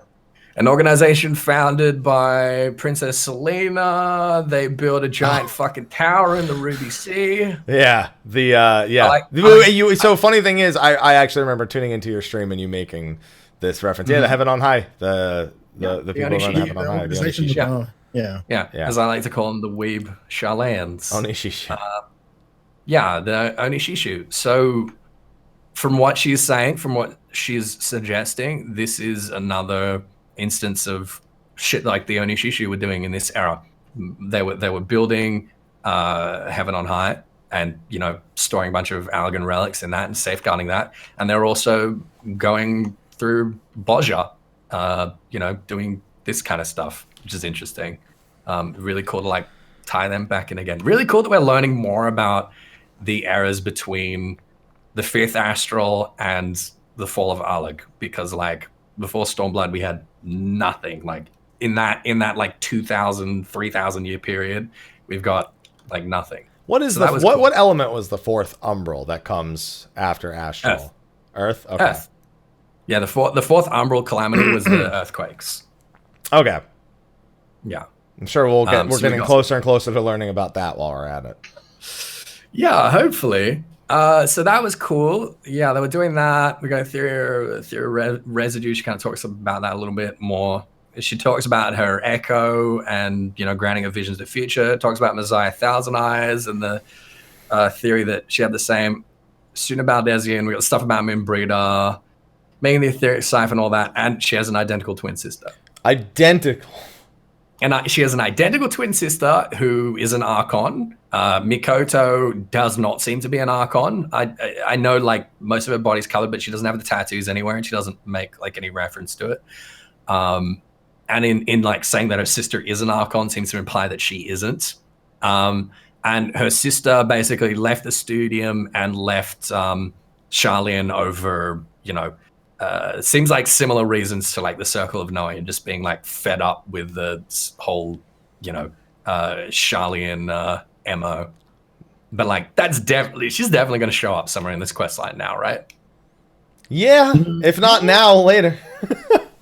I wouldn't say in this quest line, maybe. I think we see her outside of the quest line at a later point in maybe another. See, I have a feeling when we come across her, we're gonna come across her, and we're gonna and it's gonna be way we're not even gonna have Makoto anywhere nearby, and there's gonna be dialogue, a dialogue choices. Makoto is I see an optional one if you've done the Return to Evilise series. It's gonna be I see you've met my twin sister at the very least. It seems way too specific and precise, a bit of information for it not to become relevant somewhere in this storyline. Yeah, well, you know what? Ida and Lisa had the same problem, so I don't believe anything anymore. Fair enough. Remember, the real one is somehow still part of Yorha. I'm holding on to that. Don't forget. I'm gonna make a wild prediction here and say that this is death flags for Mikoto. Chat's is Makoto's sister named Makoto with an A? Yeah, definitely. And then the other little thing, Mikoto's got the hots for Sid, which is tragic. Which is tragic because he loves his work. Well, because she's not an MSQ character, right? Wow. Well, I mean, they can't have a thing, and if they do, it can't last because she's relegated to these side quests, right? Hey, remember when Alice was part of the Binding Coil of Bahamut and then joined us and look how that happened. Yes, but Alice was part of the MSQ first. She was established in the MSQ. She was written out of it. She's like, I'm out. Yeah. Plus, I think Jesse's gonna call dibs anyway. No. Nah. Really? No. If anyone, dude, we have the new student, the new technician or engineer who's got the hots for us. We've. I don't think. Yeah. Pick a number. Yeah. She can join the next tea party in the Tales of Shadowbringers too. She'd be like, "Hey, Alice, hey, Ishtolis, I know you don't know me, but I really love them too." So it's I feel really bad for Mikoto because this romance, if it does go anywhere, it has to be a self-contained story arc within this side quest. Yeah. So if they end up getting involved, she's going to die. Well, the good news is if they do ever get together, he can never cheat on her because she'll know.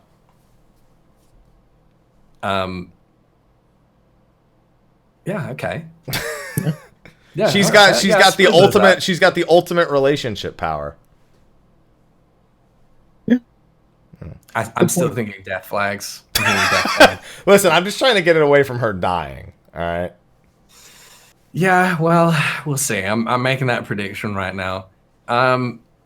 All right, we'll come to Noah in a second, all right? Because Noah's gonna like open up a whole lot of shit. I want to talk about like the stuff that we seem to be implying is coming next. The Resistance is planning on targeting Castrum Lacus Litor, which was previously known as Alamut Fortress. And I love this because Alamut Fortress is a real place. I don't know how much we want to dive into. I know you want to, and I can't stop that train. No, I'm not going to dive into too much because I could talk about it for like an hour. But it's a fortress that is in, I believe, southern Iran. It was conquered by the Mongols, but it's basically the birthplace of the Hashashins, which is the root of the word assassin. And it was this sort of plateau fortress with this tiny, like, little winding path that would go up to it. The idea of which that, like, one sort of skilled fighter could defend the entire fucking fortress against an invading army, and did, like, many, many, many times until it was conquered by the Mongols.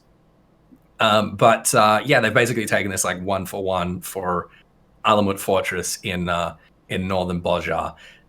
It was basically destroyed in the Bojar Citadel incident, and was rebuilt by the Garleans as a castrum now. But it's like the most critical strategic point in the area to the north of Bojar Citadel. And the Resistance are saying that that's basically their next target. But it is currently occupied by Menenius Rem Lenatus, which is the Elezen dude that we see talking to Noah in that final cutscene. Mm-hmm. And we're told that he's Gabranth's second in command. And this is tough. So Rem is actually the same rank that Fadola possessed. Fadola. Yeah. As Fadola Rem Lupus. Generally, second in command is a toll. So like near a Tolskeba, right? Yeah. So a Rem denotes a tribune or a pilus. So basically a commander of like a certain number of soldiers within the Legion. Whereas toll denotes like the leader of those tribunes. So Rem like generally would be quite a low rank, sort of like a middle kind of officer rank, and also the highest rank that is supposed to be able to be achieved by non-Garleans, like non-pure blood Garleans. Like we've been told since ARR that like this is the highest rank that non-pure blood Garleans can get. But then we're told that Noah van Gabranth, a legatus, is a non-pure blood Garlean, and he should not like be able to have that rank. And that's, you know, just like presumably. So he just says fuck all of your fuck everything. I'm doing. Yeah. It seems that way. It's like, yeah, Rem's gonna be my second in command. Like, whatever. What are you gonna do about it? Like, yeah. So we also know about this. Again, Menenius Rem Lanatus. His family is disgraced in Garlemald, and he's served the Gabranths for 2 generations. So basically, like, Noah's father was the previous legatus of the 4th Legion, and Lenatus's father also served Noah's father.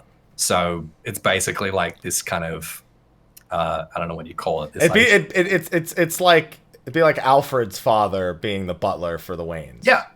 Yes. Yeah. Okay. Yeah, that's a good way to put it, actually. So We know about that. We also know that he has spies in Gangos. One of these NPCs in Gangos is a spy for the Fourth What does Imperial. he do with a spyglass? It's got to be him. He's looking out of the ocean the whole time. Because he's got a spyglass. Yeah. Really? I called it a monocular earlier because I couldn't remember what it was called. Unbelievable. To be fair, we know that most of these guys are like previous veterans of the Fourth Imperial Legion that have defected.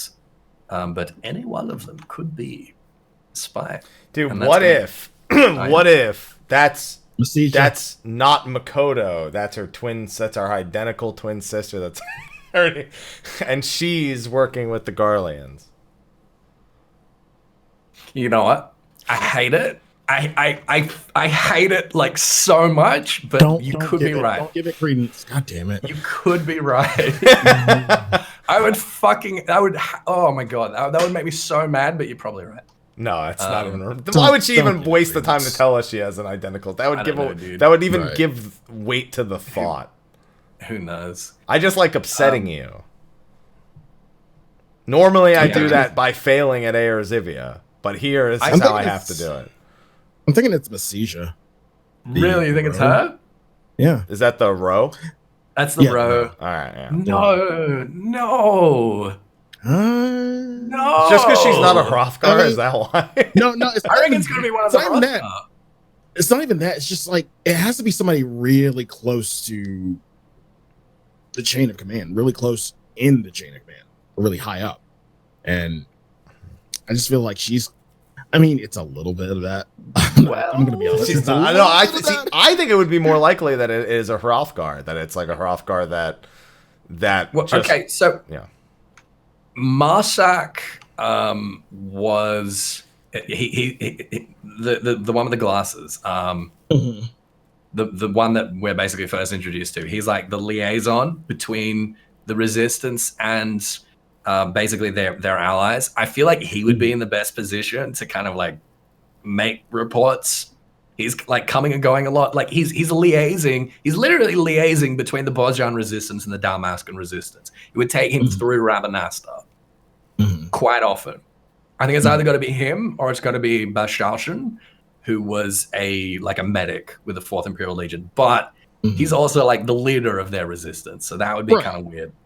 Yeah. Yeah. The big thing with remembering is that this isn't your normal legion. It's a legion that's run by someone who doesn't like the empire that he's running a legion under.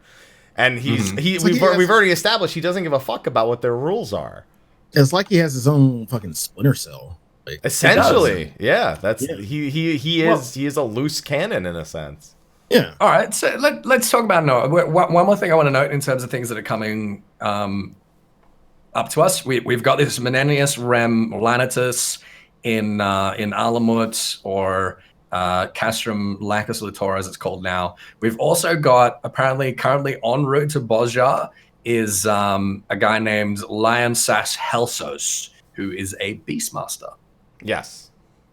And we're told that the Fourth Imperial Legion uses Beastmasters and uses something akin to summoning. So whatever that means. Yeah. We're going to find out pretty soon. Yeah, because one of the most odd lines about that Noah gives us directly is when we cut over to their headquarters is he first just completely denounces like the Garlands, like they're on their way out. It's gonna be over for them. We'll build something better. He essentially wants another Garlean empire, but he wants it under his rule. Well, we don't know what he wants, and that's like the big question mark at the moment. We have no idea. Just wants to watch the world burn. Here's a bit of a dossier on Noah van Gebrandt. He's about 50 years old. He is native of Landis, which is a reference to Final Fantasy XII. Plays in Ivalice, where he and Bash in 12 are both from Landis, and they're brothers. I think that's right. I'm sure someone tell me if I'm wrong, but I'm pretty sure that's right. So here, I thought Bosch was his father. Wasn't Bosch his father? No. But Bush was his brother. Bush is his father now. I'm pretty sure that Bush was his father in 12. So yeah, he's a native of Landis, which is an Ilzabardian province conquered about 50 years ago. So like around the time that he was born, it would have been conquered. After which his father deferred to Solus and basically became a legatus, presumably because, you know, of his combat prowess and his, you know, position in Landis. But he became a legatus and, as far as we know, the first and only non-pure blood legatus, which is very interesting. Yeah, because so this is what I was saying, because in 12 they're brothers, but I could have sworn 14 they're father and son. Yes. Oh, yeah. Okay, so you were saying, okay, I was jumping ahead then. Yeah. Yeah, okay. In 12 they're brothers. Yeah. In 14, Bosch is Noah's father. Dalmasca, as we know, was first conquered about 30 years ago. And we originally thought that was by Noah. And we were like, holy crap, this dude's got to be like 70 years old. Apparently not. Apparently, Bosch was the legatus at this time. And he fell ill during the invasion of Dalmasca.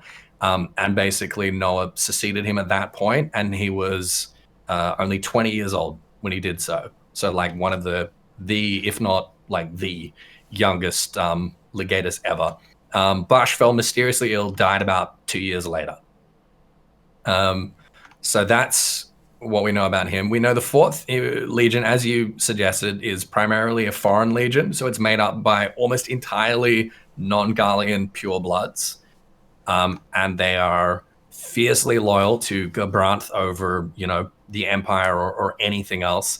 I have to assume that this is like Emmett Selk kind of like planning ahead for, you know, chaotic bullshit, right? Yeah. Like, if we didn't know what we know now about Solus, this would be another thing that we look at and be like, how could you plan this so poorly? How could you be so stupid as to give this guy control of like a foreign legion? And like, obviously this is all part of Emmett's plan to just like make a big old mess.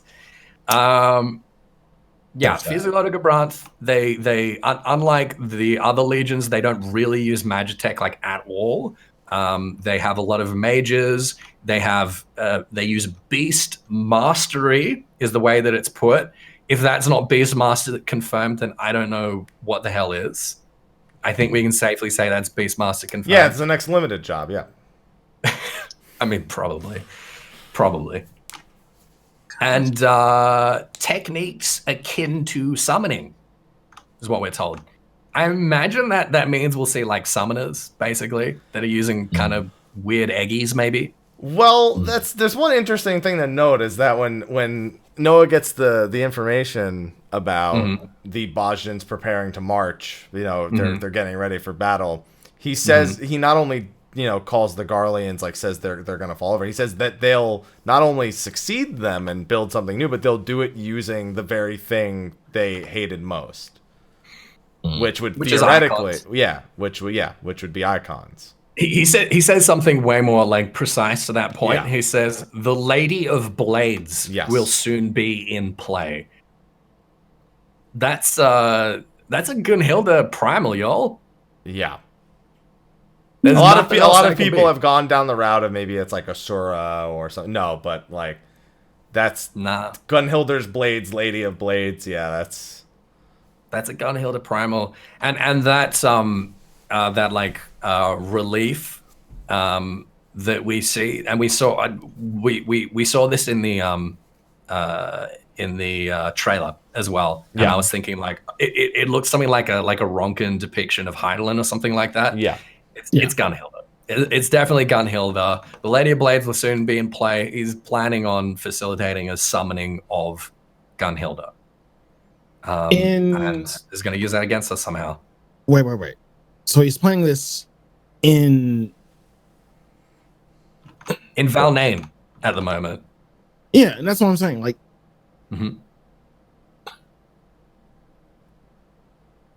why would Gunhildr be in Dalmasca? They can put her wherever the fuck they want her. They're summoning her. He's okay. So Valnain is a port to the south of Rabanastre. It's on the coast. Rabanastre is fucking like decimated. We kind of have that explanation for the Empire not being able to reinvade Doma because they no longer have Rabanastre to refuel. They'd have to go over the empty, and then we put up Seryu's wall there, so Doma's protected, all that. So the 4th Imperial Legion, their headquarters are now in this city, fortress, whatever you want to call it, of Valnain. That's where Noah is. That's where Noah's coordinating his efforts, presumably against both the Dalmascan resistance and the Bosnian resistance.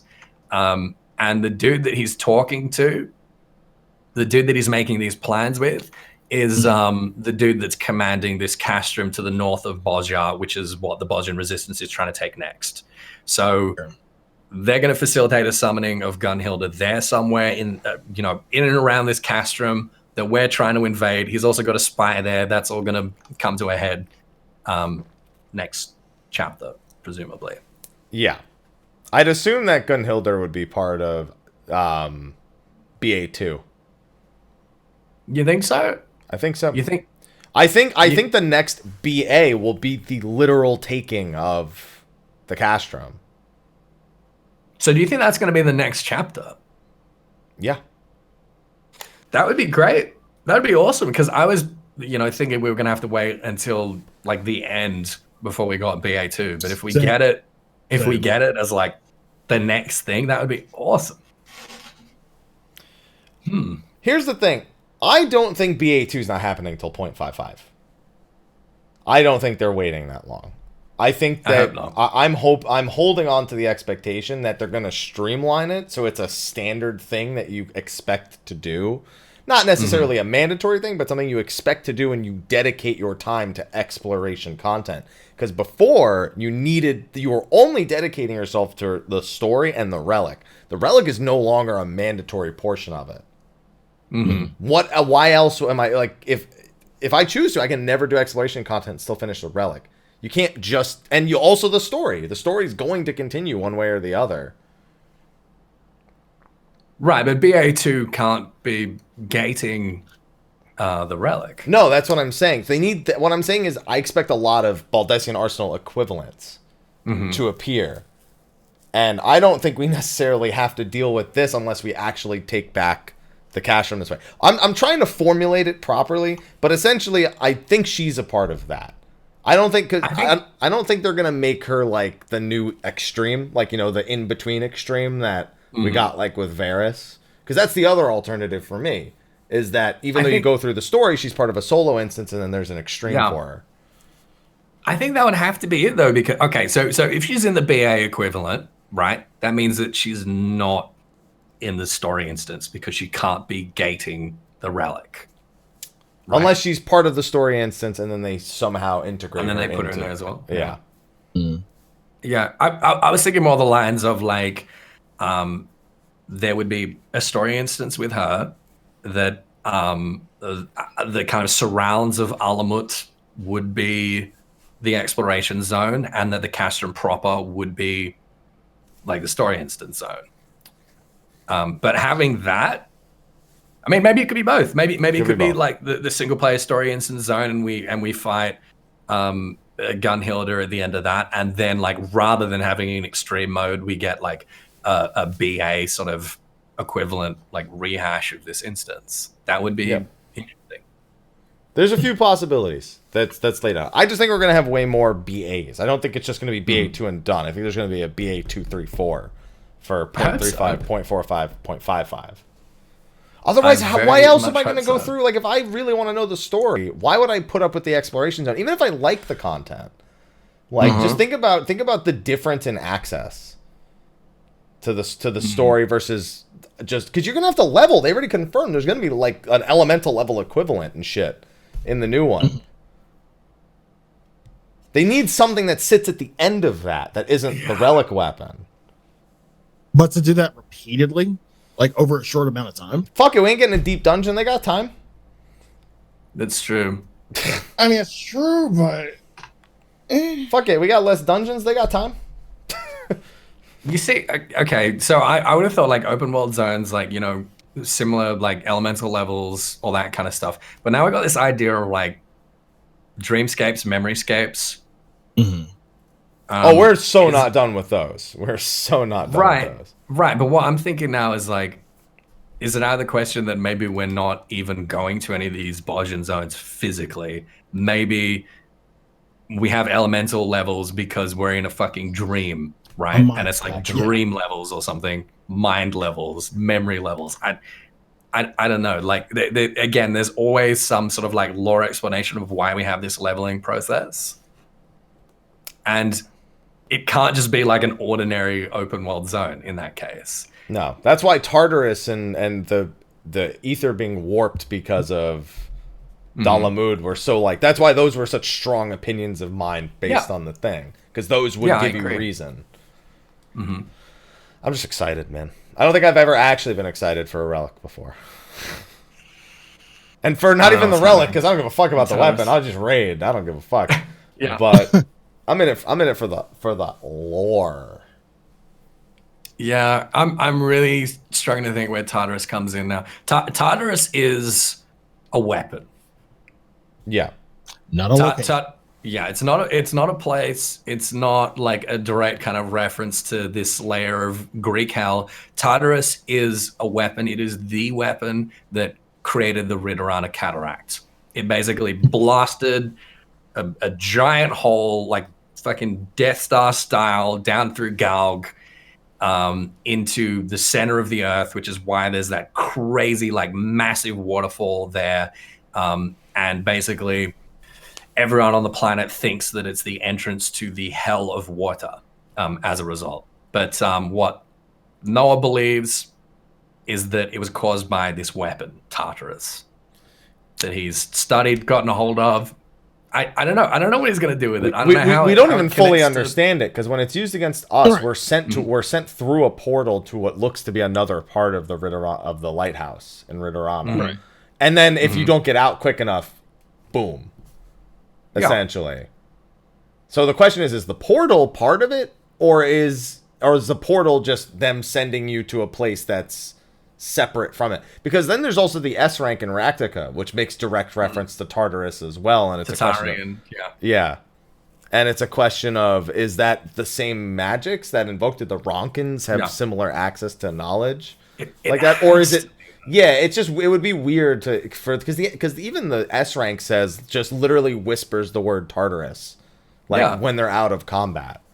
Yeah, I mean, okay, if you want to like put the tinfoil hat on for a second, Tartarus was what like ended Galg. Galg was gone. The survivors of Galg ended up eventually founding Garlemald, apparently, as far as we know. But if you want to put on like the big tinfoil hat, like maybe Tartarus is something like Ozma. Maybe Tartarus picked up like a chunk of Galg and most of its citizens and fucking dumped it in the first, and they became Ronkins, you know? Like, I'm thinking along the lines of anything's on the table. Maybe. I mean, even if you look at Ronkin society, a lot of the technology, it doesn't work the same, but it has a lot of the same functions in regards to their defensive systems to what we experience in the lighthouse at Ridorana. Yeah, I hate that idea. I don't want anyone to like ascribe that idea. I don't want you guys. All right, so Ethys has now predicted, guys, that listen, if I see one fucking lore forum or Reddit post saying like, no, Ethys has this really interesting theory about the Ronkins being originally from Galg. No, I don't want none of that. It's canon now. What I'm trying to demonstrate is that we have no idea what this Tartarus is, what it's capable of, what the hell it has to do with Dalamud, what the hell it has to do with, you know, summoning primal forms of old Hrothgars. Like, there is so much shit going on here. There's so many layers.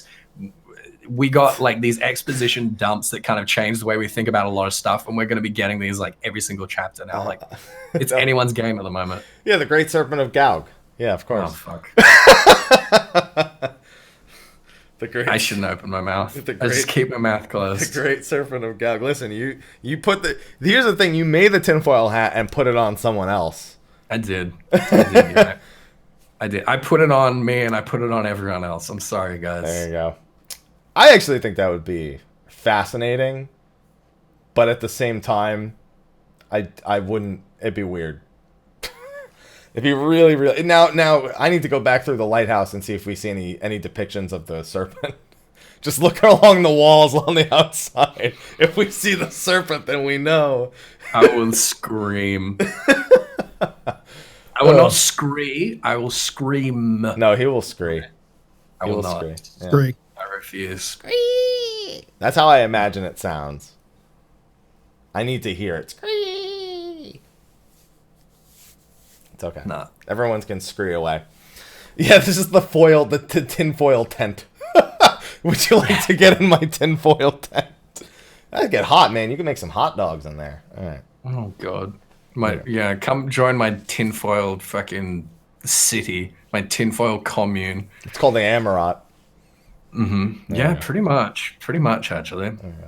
Yeah. Okay. Anything that's else? all I got. No, that's all. Let me have a look. Yeah, that's basically all I got. Yeah, we covered Noah. We covered the Seers of Mikoto. Things we learned about Meteor Project. Things we learned about Bodra. What could be happening next? That's all I got. Then we went over the main story implications. Oh yeah, sure. Yeah, okay. What do you want to talk about there? Just the idea that like memory and mind and cementing these things together is something that I'm Mikoto can surprised help we're with. not like. I'm surprised we're not like being like a messenger between the Exarch and Mikoto, and that like we're not having that conversation because she would be the perfect person to talk to kind of relay messages to the Exarch in terms of like theories on the Exarch and look back in terms of theories on. Not only that, my big thing is we need a way to receive all that. All of the soul and the mind and everything when it gets here. Do we not now have the perfect candidate to figure out how we get all that and get it back into the bodies? You'd think so. Yeah. Look, what I need here when we have stuff like this, because it's happened a couple of times in the last couple of patches where we've been like, that could be like really handy for the Scions right now. What we need is at least the ability to go back to Graha or Riange and have them tell us why it wouldn't work. You know? I obviously it would be a mess if we suddenly have like stuff in these side stories affecting stuff in the MSQ. Like they can't start going down that path now all of a sudden. But it would be nice if we had just a couple of lines of going back to Graha and having like a dialogue option to be like, hey, we've been talking with our girl Mikoto. You're a student of Baldesian. I know it was like 200 years ago, but like you remember her, right? And Graha just being like, that girl's a fucking hack. I'm not listening to anything she's got to say. I'm not doing it. Well, see, because all right, I mean, cool. That brings up a good point too, because like there's Mikoto's sister. Yeah, and we don't know what she's versed in or how well versed she is in aetheric, studies. And if anyone was going to know where to find an Archon, our girl Matoya would probably know right away. Right. I'm still waiting for Matoya to die. It's got to happen soon. I predicted it like 4 years ago. I'm still waiting for her to die. She's really old. Like no, she's gonna give her life to save Y'shtola from her ethereal degradation. That's the prediction. She's gonna give her ether to Y'shtola to mend her constant use of. I'm telling you.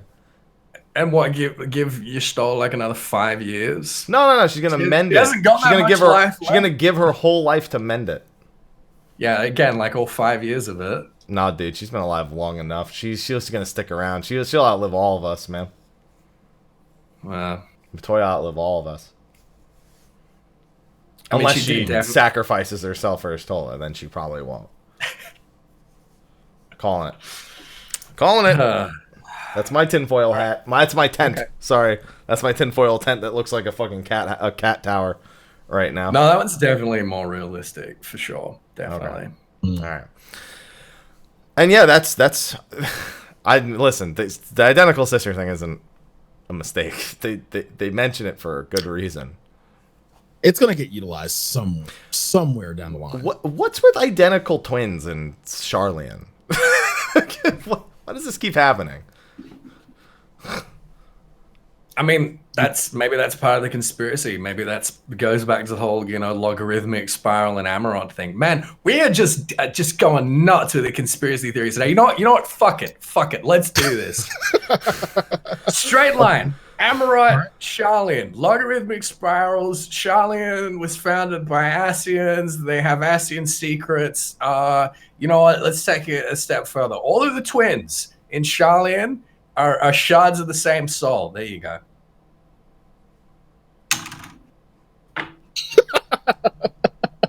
Yeah. Remember, guys, Ethys is now confirmed that whatever that was, I suppose. Yeah. Everyone in Sharlayan is a twin. When one of the previous shards were destroyed, they brought over. At least Sly's been dealing with twins a lot in the last couple of weeks in Persona, so he's well versed in the idea of the twins being part of one soul. I can't even do this ironically. I was like, this would be fun. No, it's not. It's not fun. Not even ironically. Nope. It's all right. When all of it comes true, you'll just look all the smarter. Yeah. You'd be like, I was so totally serious during that time, guys. I mean, I said it. So will Makoto have the echo? Yeah, I have a feeling she will. Yeah. Mm-hmm. And she'll be some like really arrogant person and like doesn't listen to anything Makoto says, and then Makoto will get that one thing right, and then they'll have like a bonding moment where they realize how they weren't really so different all along. Oh, so she's gonna be waifu. Got it. I didn't say anything like that. Got it. Okay. That's not even remotely where that conversation came or went. It says a lot about Slyh, though, doesn't it? Yeah. You know you want to say it, Ethys. Say what? Come on. Purveyor of Slyh knows what you want to say. Bullshit. No, I'm good. I'm fine. Okay. I love it how I said that once and it like sunk so far. Well, to be fair, it's also a command on your stream, so. Yeah, that's true. Yeah, it helps. It helps perpetuate it, That is fair. Yeah, you did this to yourself.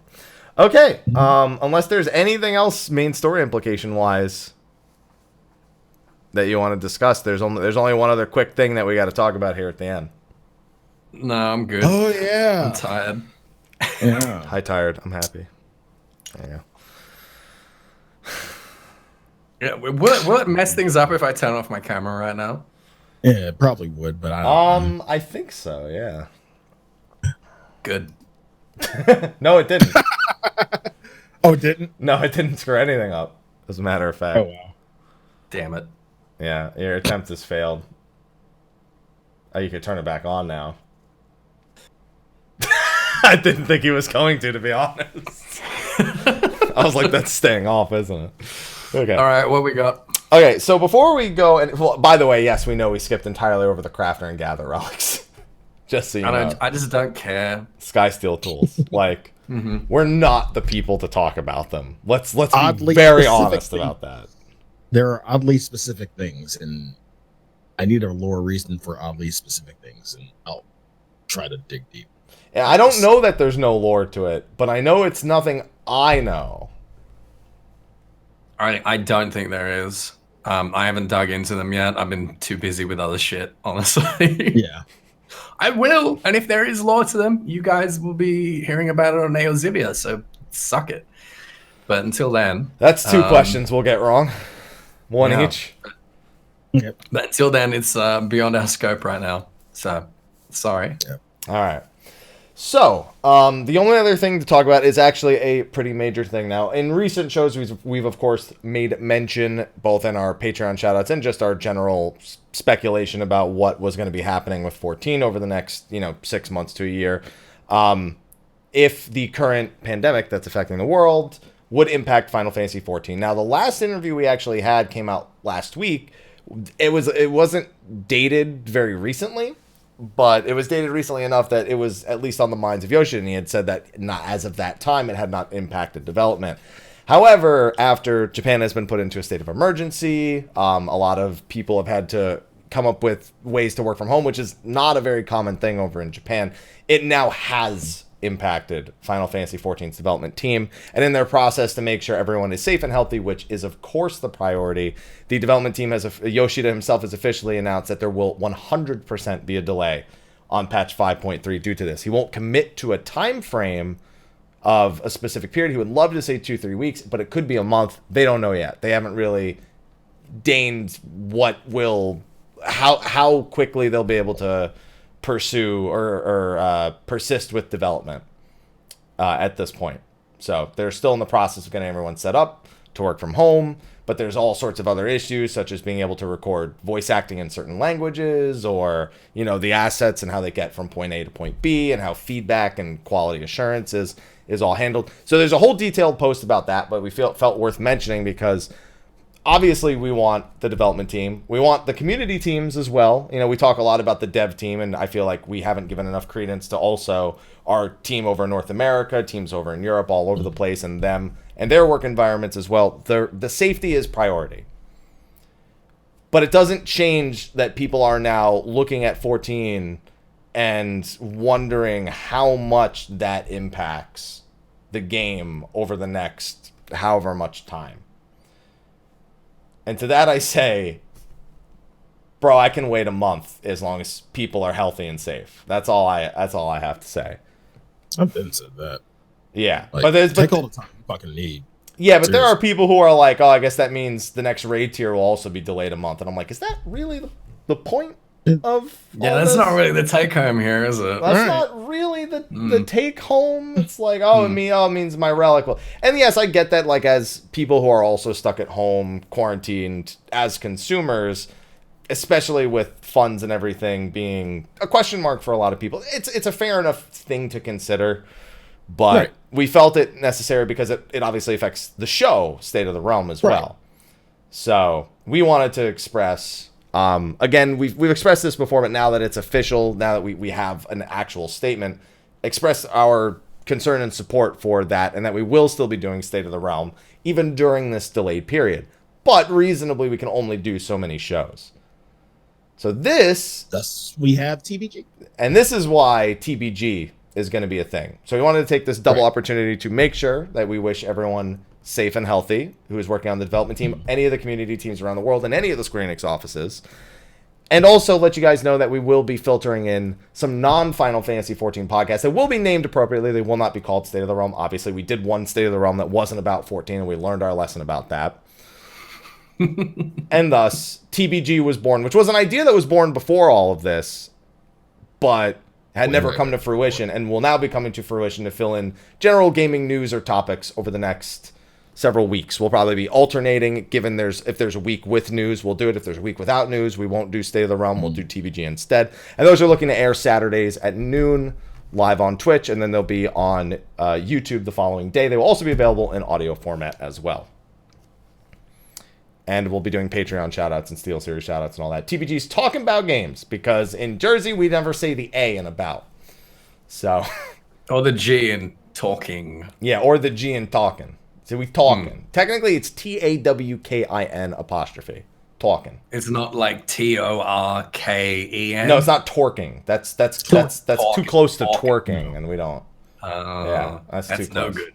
There's none of that. Talking apostrophe, and then you end talking with an apostrophe, and you start about without the A, but with an apostrophe, and then it's bout. There you go. That's way too many apostrophes. Yeah, see, somebody typed it out. Talking about games. There you go. See, whoever we get to like make up the assets for this, I feel sorry for them having to deal with those apostrophes. That's gonna be a whole mess. I'm sure there's a really cool way you can work those in style. Let's say, honestly, stylistically, you probably throw the apostrophes away. Yeah, you probably just don't even include them. Because, fuck it. That's what I would do as a writer. As a writer, how dare you? How dare you, sir? Okay. I dare. Anyway, so we're doing that week after next, Saturday the 20th. Yes, so next week there will be no State of the Realm. Don't give me that look, Sly. We had this discussion anyway. There will be no State of the Realm next week. Good. And next Saturday at noon, we'll be doing a Final Fantasy VII Remake Spoilercast. Yeah. because that's something we want to talk about, and it's not going to happen on this show, especially not on a normal week. So that's going to be our next topic, which is still a week and a half away. Hell yeah. Slyh. So Slyh, I wasn't sure how far Slyh was along with it. He says he's almost done. Because you've been playing it on your own. You haven't been streaming it. You've been streaming P5R. When did I say that? Oh no, so earlier I said how far along are you? I didn't mean how far along you were with P5R. I meant how far along you were 7 Remake. So you're almost done with your first playthrough of P5R, and then that opens up time to play 7 Remake. Okay, there you go. Yes. Yeah, I got other shit to work on, but we'll talk about that in a minute. Yeah, we'll have plenty of time to talk about that in your outro. But yeah, just wanted to level with everyone about that. We do actually have 4 weeks worth of guaranteed topics that Slyh and I have talked about. You'll learn more about that when it's time. And what we'll probably do is we were originally going to do a themed month with those shows, but I think instead we'll alternate them and spread them out. Yeah, so that way we go State of the Realm, TBG, State of the Realm, TBG. That way, that covers two of the 3 months we're at least minimum expecting to wait regarding the next patch. On top of the TBG we have next week, which makes for 9 shows that we should theoretically be able to have planned out and set up. So, and that's not including, we still might get like a remote live letter or 2. We may still get other news tidbits popping up, things like interviews and whatnot that may warrant more State of the Realms along the way. That's where we currently stand. Just want to get you guys up to speed on that because, you guys watch and we like it. We like that you watch. Yeah. We appreciate it. There you go. Ethys just gives you eyes like, there you go. Just gives you eyes. People are listening to this? Oh, God. Well, they're sure as hell not watching it, so. Jeez. Yeah. I thought we were just, talking shit. Fuck, I gotta make some phone calls. I gotta call my attorney. All right. On that note, I think it's time we wrap things up before these two get to do their outros. Again, shout out to our sponsor for the show, Steel Series. 12% discount code MrHappy12 is in the description of the YouTube video if you want to buy something. But, it's not really feasible for everyone, so don't forget we have those free monthly giveaways. Rules are all posted down there. Any country Steel Series shipped to can enter, so you're good on that front. On top of that, we, of course, have our patrons whose names have been scrolling through the top right. We did name those 3 new patrons at the start of the show, so thank you to them in the current times for supporting. And of course, we have our patrons of darkness, Khuja Cross on Jenova and Kurenai Oni, who always get their special shout out. We still have their same old images here, Khuja Cross on Jenova for the first one. And if only my OBS wouldn't freak out and it'd be easier to do. Why you gotta do it, Ethys, every time? I don't read the names anymore in the full list. It doesn't make any sense. You're reading some of them. I read 2 of them, and I read 5 of them today. All right. Okay. Well, I'll give you 5 names worth of PogChamps. That's a lot of PogChamps for 5 names. I'm just really excited about it. You posted 7 messages for 5 people of varying amounts of PogChamps. I'm just really enthusiastic about our patrons. All right. Well, your patrons. Our patrons. So thank you for the support, Khuja Cross on Jenova and Kurenai Oni, and also thanks to all of our patrons, and of course everyone who tunes in. If you're not a patron, you still tune in. And we're also not removing patrons' names during these times as well. So if you're not on that list anymore, you're still technically on that list because fuck it, man. I'm not removing people's names for taking care of themselves in this time. Okay? Sounds good. Yeah? Good. Yeah. All right. Thanks, guys. Thank you. And with that, his camera's a little pixely because, net, but... Again? No, it's way better than last time. No, it's good. Like last time you even roboted a little bit.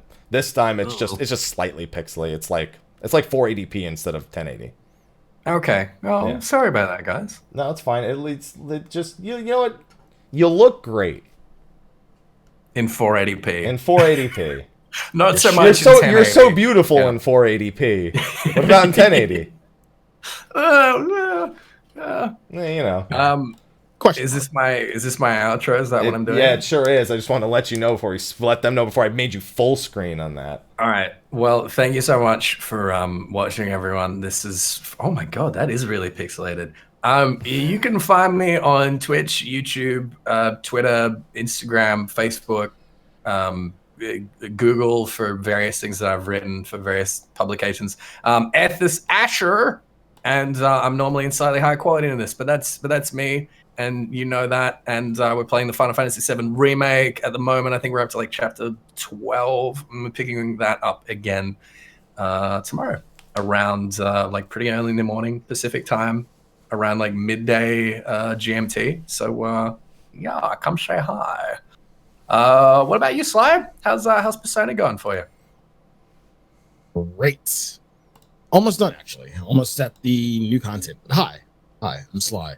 You can find me at twitch.tv/Slyakagreyfox, Twitter at Slythefox, youtube.com/development room, facebook.com/Slyakagreyfox, all that jazz. Yes, I am still working through Persona 5 Royal. Still in the first playthrough. Almost done with the vanilla content and getting into the actual Royal content. And after that, I'm probably going to take a day or two of a break because I fucking need it. And I need to work on things. I already told people I was going to do 7 as a guilty pleasure off stream, and I plan on doing that.